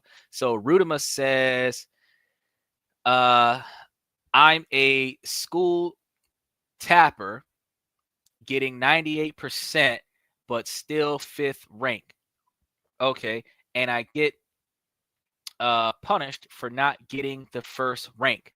They say I wasted my time in many ways. I could be first by their opinion. I try my best all the time. Bro, everybody's going to tell you that you could have done better. One of the things that you could think about is this. Hindsight is always 2020, which means other people can look back at your mistakes and then second guess your decisions and judge what you did and assume that you could have made better mistakes. You are not a machine.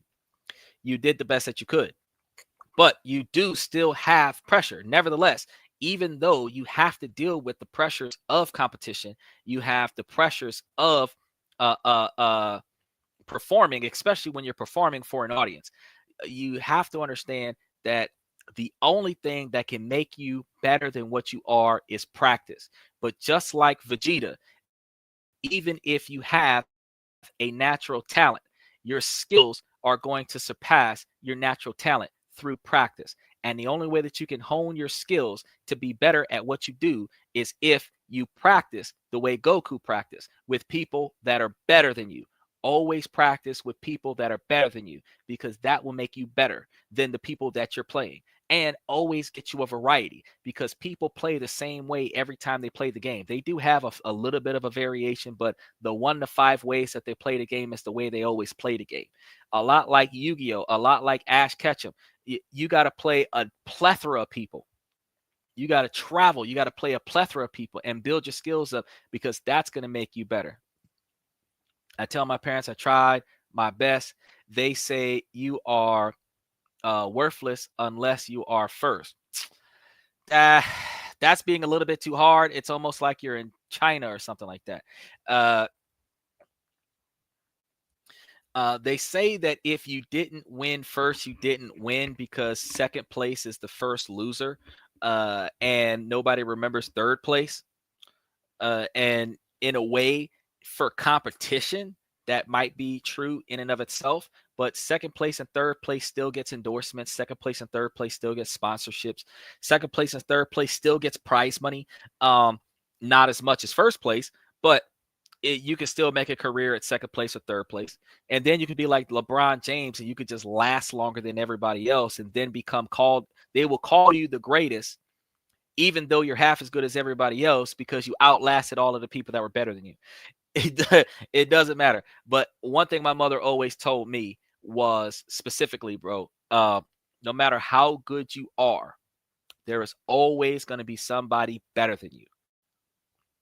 So striving to be the best at everything is not as realistic as striving to be the best at what you do.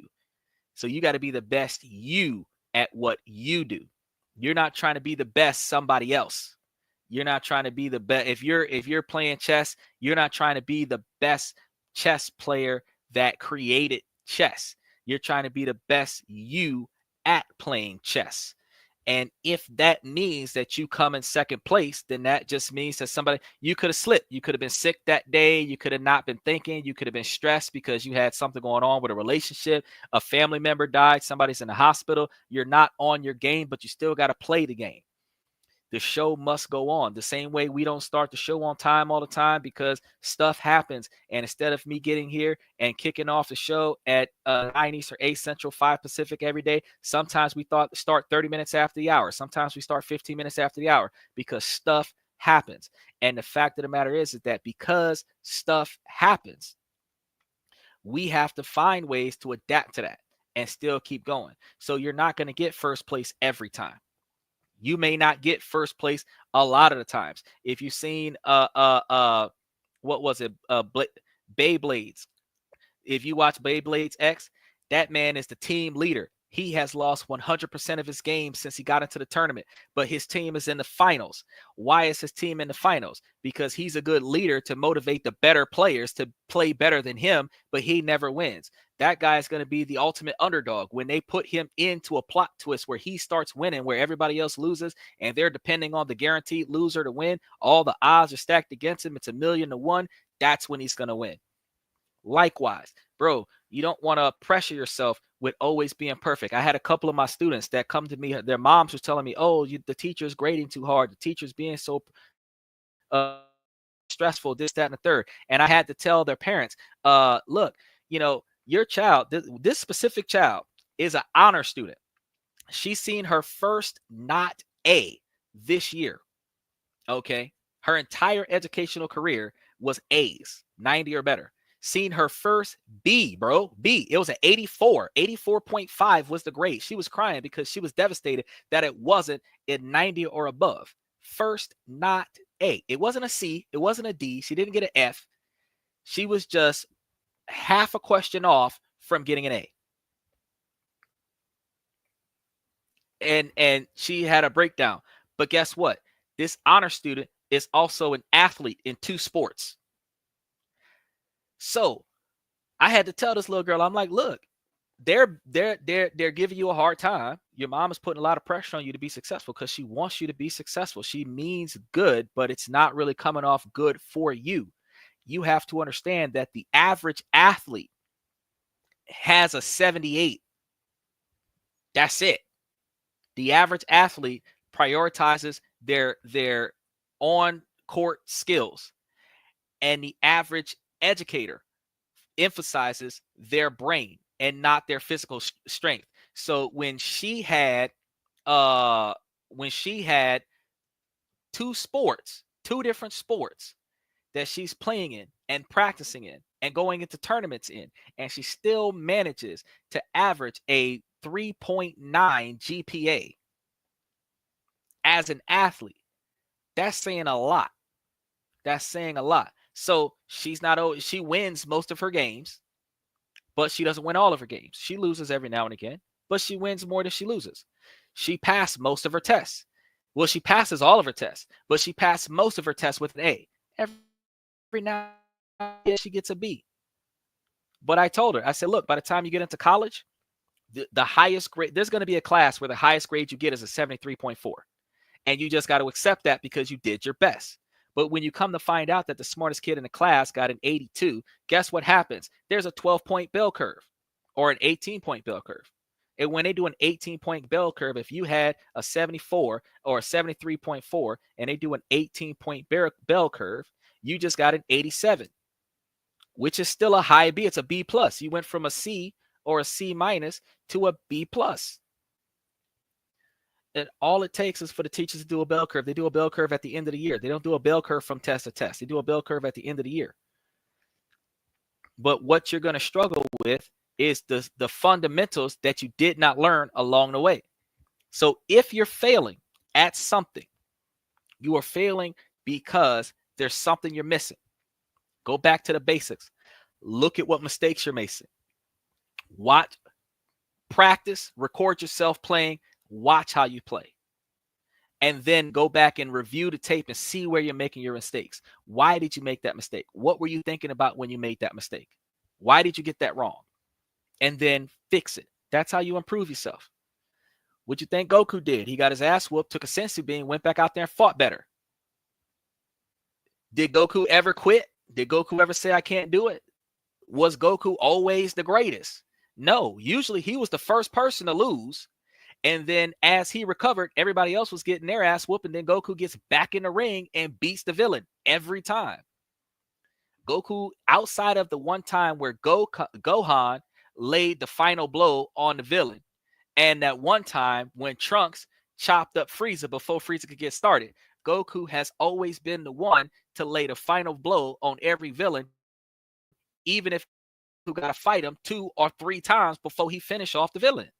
Why? Because he never gives up. He learns from his mistakes and he gets back out there and he keeps trying. And that's what you've got to do. Ruta says, yeah, I would have died if I got around 80 any day. that it is what it is. He said, yeah, bro, thanks a lot for your words. It means a lot. I do the best that I can. While that motivates me, it should. It should. It should.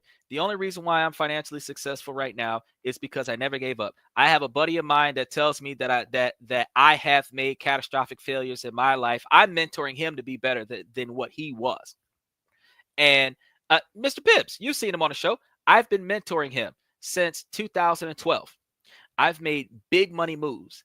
I went from low income to $250,000 in 1 year. I've had some big failures also. He has stayed stable, slow and steady, snail's pace, but he's at the mercy of the people that he works for. I work for myself.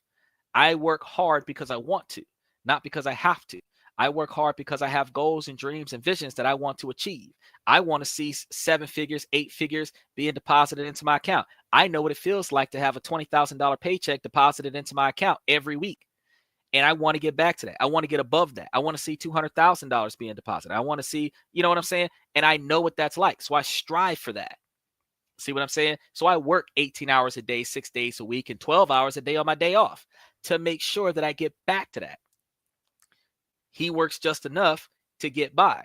Now, the problem is that since he only works enough to get by, if something happens where he doesn't have enough, he falls off. Then he's got to call me. Then I got to cap and save him. Now, at the same time, when he invests in me, he gets a profit from me. He turns back. When I pay him back, I pay him back with interest.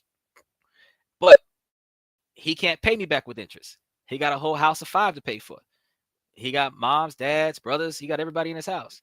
But that makes it financially hard for him to get into a relationship because no woman is going to want to date a man that's already got 3 mouths to feed, plus himself.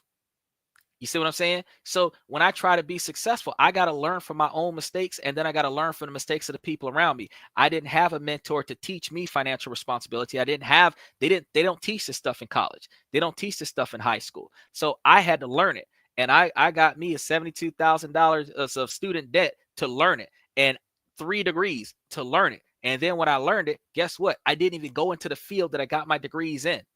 And even though I backed off and started doing teaching on top of all of the other businesses, because I got a real estate business, a nonprofit out there, I've got the online podcast, I got a teaching platform out there. So I got at least 4 businesses out there right now, all fully established, all of them bringing in dividends some kind of way. And at the same time, I'm still out there grinding as the leader of my tribe because I want to make myself more successful. So I've hit rock bottom before, but I've also made it to the rooftop. I know what it's like to reach the stars, but I want to go past that. And in order for me to go past that, I got to keep trying. I got to keep applying myself. We will fail, but the most successful people in this world have failed, but got back up and kept trying. You do something different. You find another way. You don't just say, oh, this is too hard and quit and walk away from it. What you do is you say, well, what am I doing wrong? Why am I not successful? What is interfering with my success right now? Then you fix that. And when you fix that, that gets sent off to another level. That's when you end up putting yourself in a position where whatever was holding you back, because success is not a linear transition. Success is a stair. It's going to be a stair. And when you reach this level and plateau, you think that this is all there is. And then once you overcome that hurdle, you start progressing again. But eventually, you are going to reach heights that you never knew that you could make. But you plateau and you stay plateaued if you never learn anything new. And that's why I tell people all the time, I say, well, you have to mentor across everybody that's currently on your level, that's not behaving themselves the way they're supposed to behave, that's making unnecessary mistakes, that's holding back their success. And then you got to mentor down people who have not made it to where you are so that they can get to where you are. But you're not plateauing here and throwing a rope down and pulling people up to where you are. You want those people to push you up to the next level. You want the people that you're mentoring to push you up to the next level. You want to be pulling yourself up to the next level. And as you get to the next level, you teach everybody else how you got to where you are.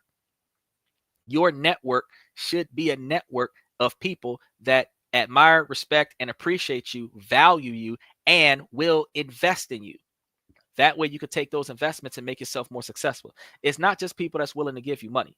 People who's willing to give you advice, people who's willing to help you at hard times, people who's willing to show you the light, somebody who's going to help you find an opportunity that you can't see, somebody who's going to give you an out, somebody who's going to give you an in when you can't get in. You know what I'm saying? Those are the people that you can count on to help you not only find another way, but make you a better you and invest yourself in more success, because that's what you need in life. You need people that you can count on to get better. You don't just need people that's going to sit around a stoop, smoke weed with you all day and talk about how the man is keeping you down. When we just had a man on a podcast talk about a month or so ago how there are Fortune 500 companies that paying you $3,800 a month to get a degree so that they can start paying you over $100,000 a year to work for that company. With that type of proposition out there, nobody should be unemployed. If there's a company that will pay you almost $4,000 a month to learn, and then they'll pay you $100,000 a year to work for them, you're not paying for your education. They're paying you to get an education. And then after you learn the stuff, then they're paying you 7 figures to do the job. Just to learn the knowledge. You can learn the knowledge and then quit the job and go do your own thing. But the fact is that they'll be paying you almost $4,000 a month until you learn it. I don't understand why people are hard up trying to find ways to make themselves successful when there's so many ways to do it. I talked about it for 2 hours the other day. I was talking about being successful in China when Donald Trump got elected. Okay. I was talking about, matter of fact, I'm going to tell you this because I was saying this before. If you had money, because I know you're young, you're growing up, but if you had money and you went to Japan, you've got a business in America, you go to Japan, you buy that real estate that costs $0. Guess what? You got a property for $0, $50 of taxes on the property. Bus fare costs more than that in the United States. $50 for the year for taxes, not $50 a month, $50 for the year for taxes, $0 for the property. If you spent $200,000 US to redevelop that house, it don't matter because you would have spent $250 for a house in America and then another $50,000 to redevelop the property in order for you to sell it. So why not go to Japan, buy a house for no money down, $500, cover all the back taxes on a property, and then redevelop the property, spend $250,000 redeveloping the property, then rent the property out and get a tax deduction on that. And if you have an offshore business, guess what? You don't pay taxes on the first $120,000 worth of profit, not debt, profit. So you got to be making $120,000 of profit over the overhead in Asia in order for US to tax you on it if you claim it as a foreign company. If you claim your offshore business in US country, because guess what? Other countries do not have to report financial income to the US government because it's their country. So this is why I tell you guys, you can be successful no matter what you do. You just got to keep trying.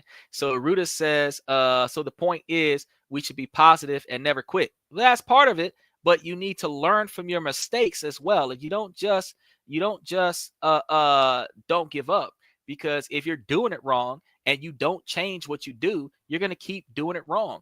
Take the idea of an experiment, for example. When you are not getting the results that you're looking for out of an experiment, you change the variables. Each time you change the variables, you get the same result. What are you doing wrong in that experiment?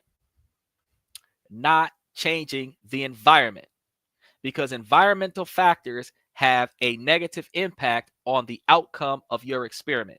In order for you to get a new outcome, you have to change the environment. Then start changing the variables and see what happens. You're going to get different results. It might not be favorable results, but it's going to be different results. And until you get the favorable results that you're looking for, notice inventors, when they invent a project, the first project serial number is 1. The second product's serial number is 2.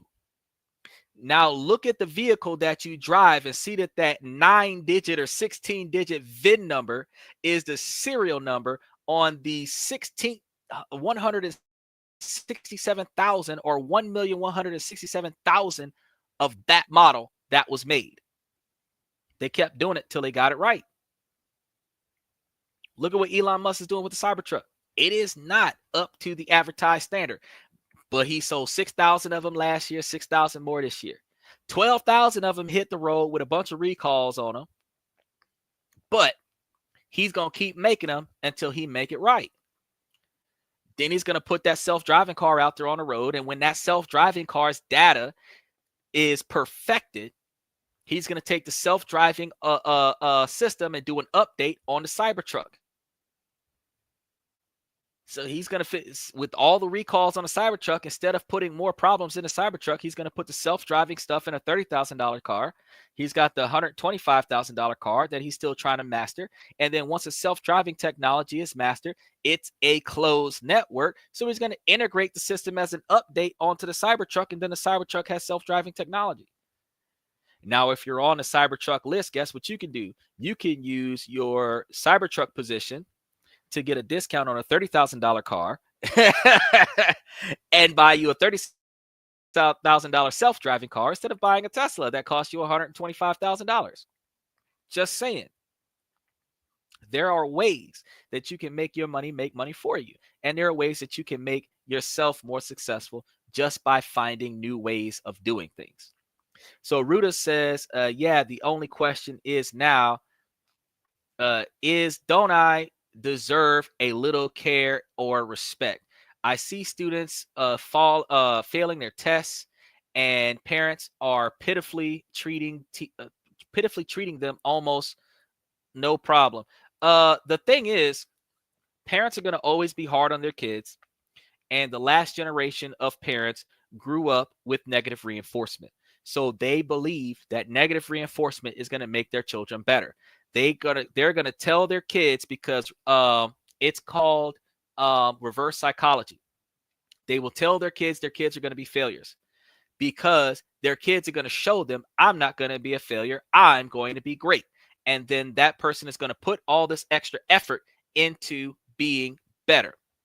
Negative reinforcement does not always work. Negative reinforcement can destroy a person's emotional position. Negative reinforcement, when you're dealing with a deliberately negative individual, reverse psychology or negative reinforcement might get them to voluntarily do what you're hoping for them to do, because they're doing the opposite of what you instructed them to do out of spite. So, for example, a person that always does the exact opposite of what you want them to do, if you told them don't clean their room, they might clean their room just so that they can do the opposite of what you said do out of spite. But now they're getting their room clean. Parents that tell their kids that you're going to be failures in life, they believe that those same kids who used to use oppositional defiant disorders as ways to express themselves are now just doing the best that they can, and you're telling them that they're not going to be successful. You have to ignore the negative attention. You have to ignore the negative attention. I actually was going to do a show about this as well, but we were dealing with getting rid of the negative attention from social media. But you have to ignore the negative attention from your network. If your parents and your family members are telling you that you're not going to be successful and they're disappointed in your progress, then you let them know, then I'll stop telling you about my progress, because your family members are supposed to be supportive of you. Nobody can beat you up about your failure more than you can. So after you've already beat yourself up over it, for them to come and tell you that they're disappointed in you, you should be able to tell them that you're disappointed in them for being disappointed in you, because they are supposed to be supportive of you even when you fail. And they are being bad at their position because they are not showing you the support that you need, because you've already beat yourself up in the locker room before you came over here and talked to them. So when they feel like being better supporters of your position, then they can talk to you about your endeavors. But until they're willing to be a positive influence on your success, you don't want to talk to them about your failures. And then you just walk away from them. That's how you deal with that. So you're not trying to put yourself in a situation where you're going to get ridiculed and belittled and mistreated by the people that you care about out of loyalty and duty. That is not what this is about. You are supposed to be successful. Even as a child, you are supposed to be successful in life whether your family appreciates and values what you do or not. So yeah, you asked me, do you deserve respect? You deserve a lot of respect.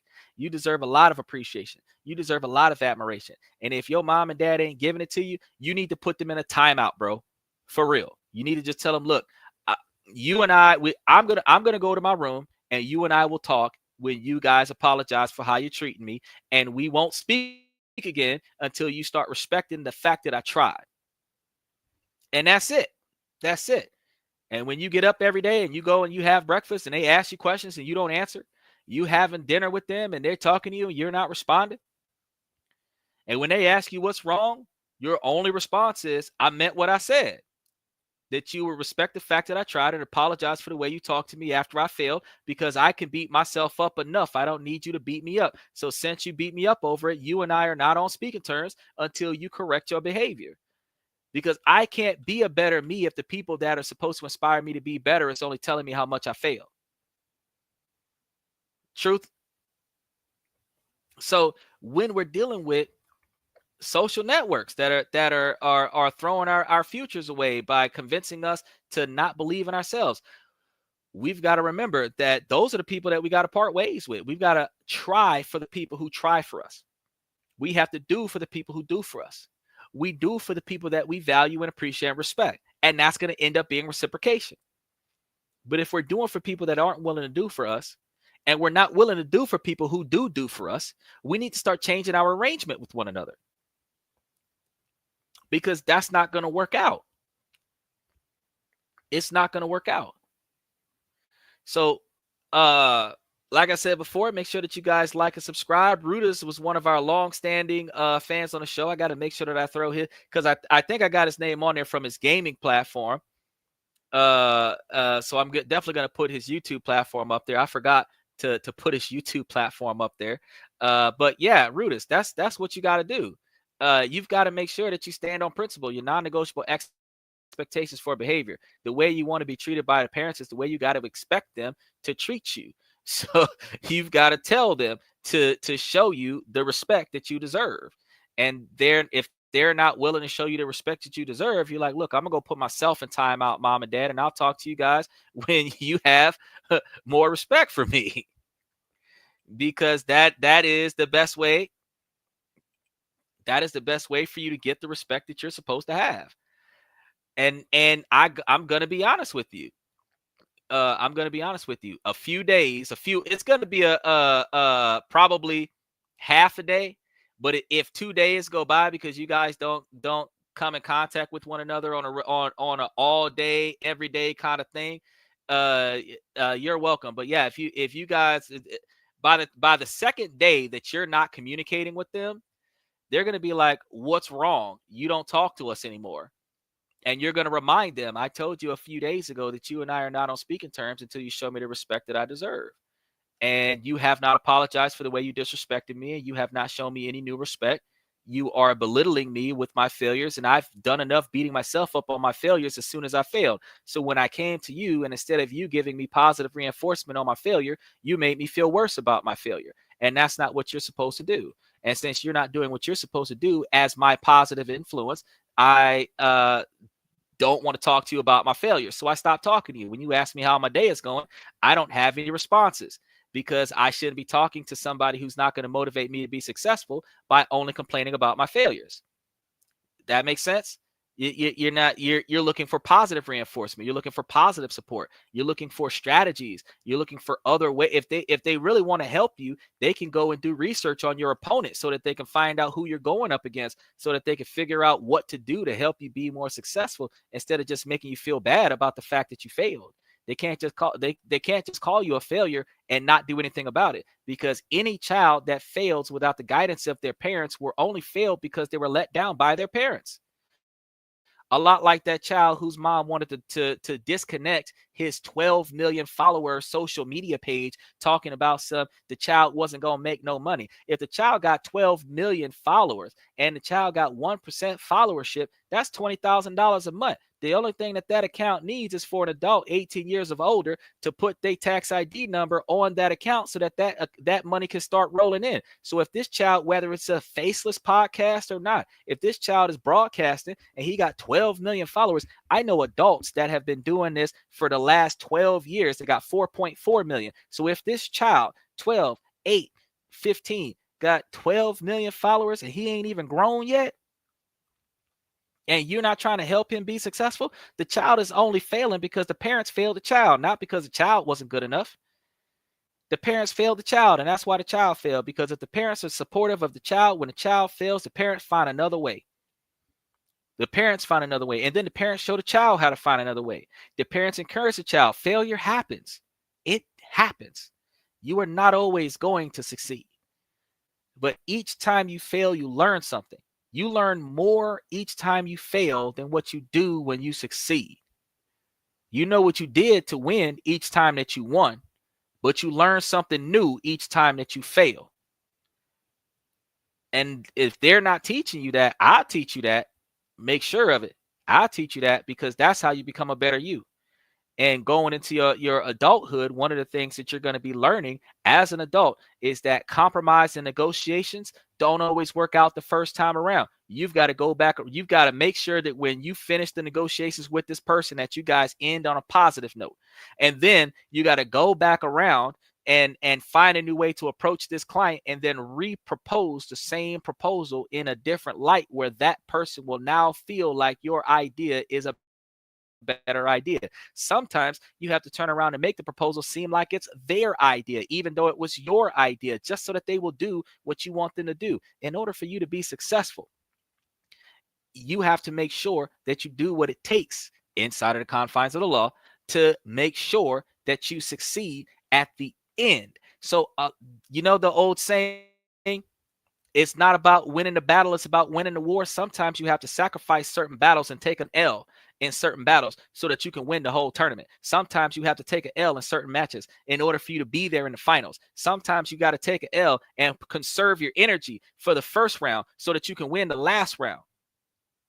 You can't just go for broke 24/7 and push through 24/7 and then say, oh, I'm going to be the Energizer Bunny my whole life, because even the Energizer Bunny had to replace the batteries during the commercial. So you can't tell me that he's going to keep going and going and going, because he stopped eventually.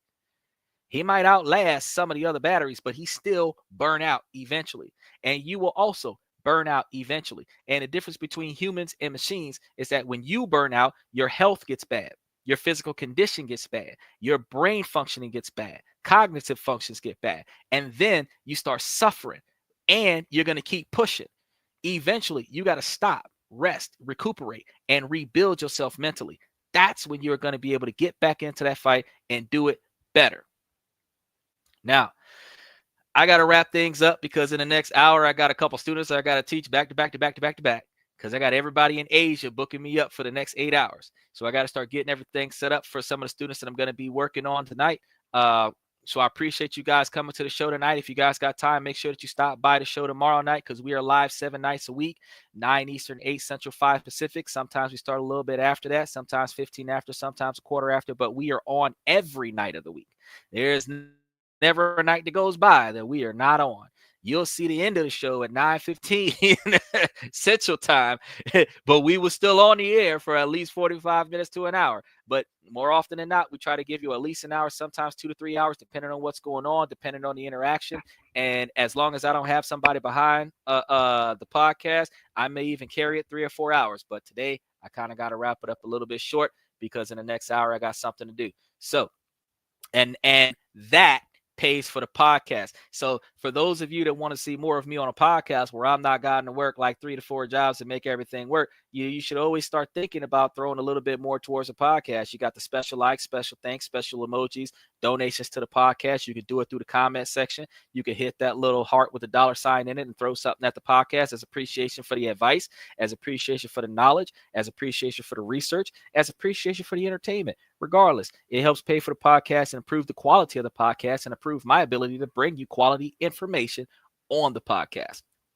Until then, I pay for the podcast because they don't give me as much, because this is an adult podcast, so they're not giving me the ad sensitivity that they give everybody else. I be fussing and cussing and everything like that. I be talking about stuff that they don't want me to talk about, and ad sensitivity says I don't get paid. So I'm sitting over here like I'll fund my own, because First Amendment right to say whatever I want to say gives me the right to say it, but it doesn't give them the obligation to pay me because I said it. So I run my own thing. Either way it goes, I'm still here and I'm still doing what I got to do, because whatever I spend into the podcast is the cost of doing business, because it gets to be a tax write-off at the end of the year. Either way it goes, me and Uncle Sam is going to shake hands and say, I don't owe Uncle Sam nothing. And that's all that matters. So as I wrap up the show, the way I always do, I'm going to tell you, ladies, as long as the situation doesn't make sense, I'm going to keep asking y'all to make it make sense. So ladies, please make it make sense. I want to thank you guys for coming to This and That. Well, I'm your host, Xander, where we talk about this, that, and everything in between. And I'm going to see you guys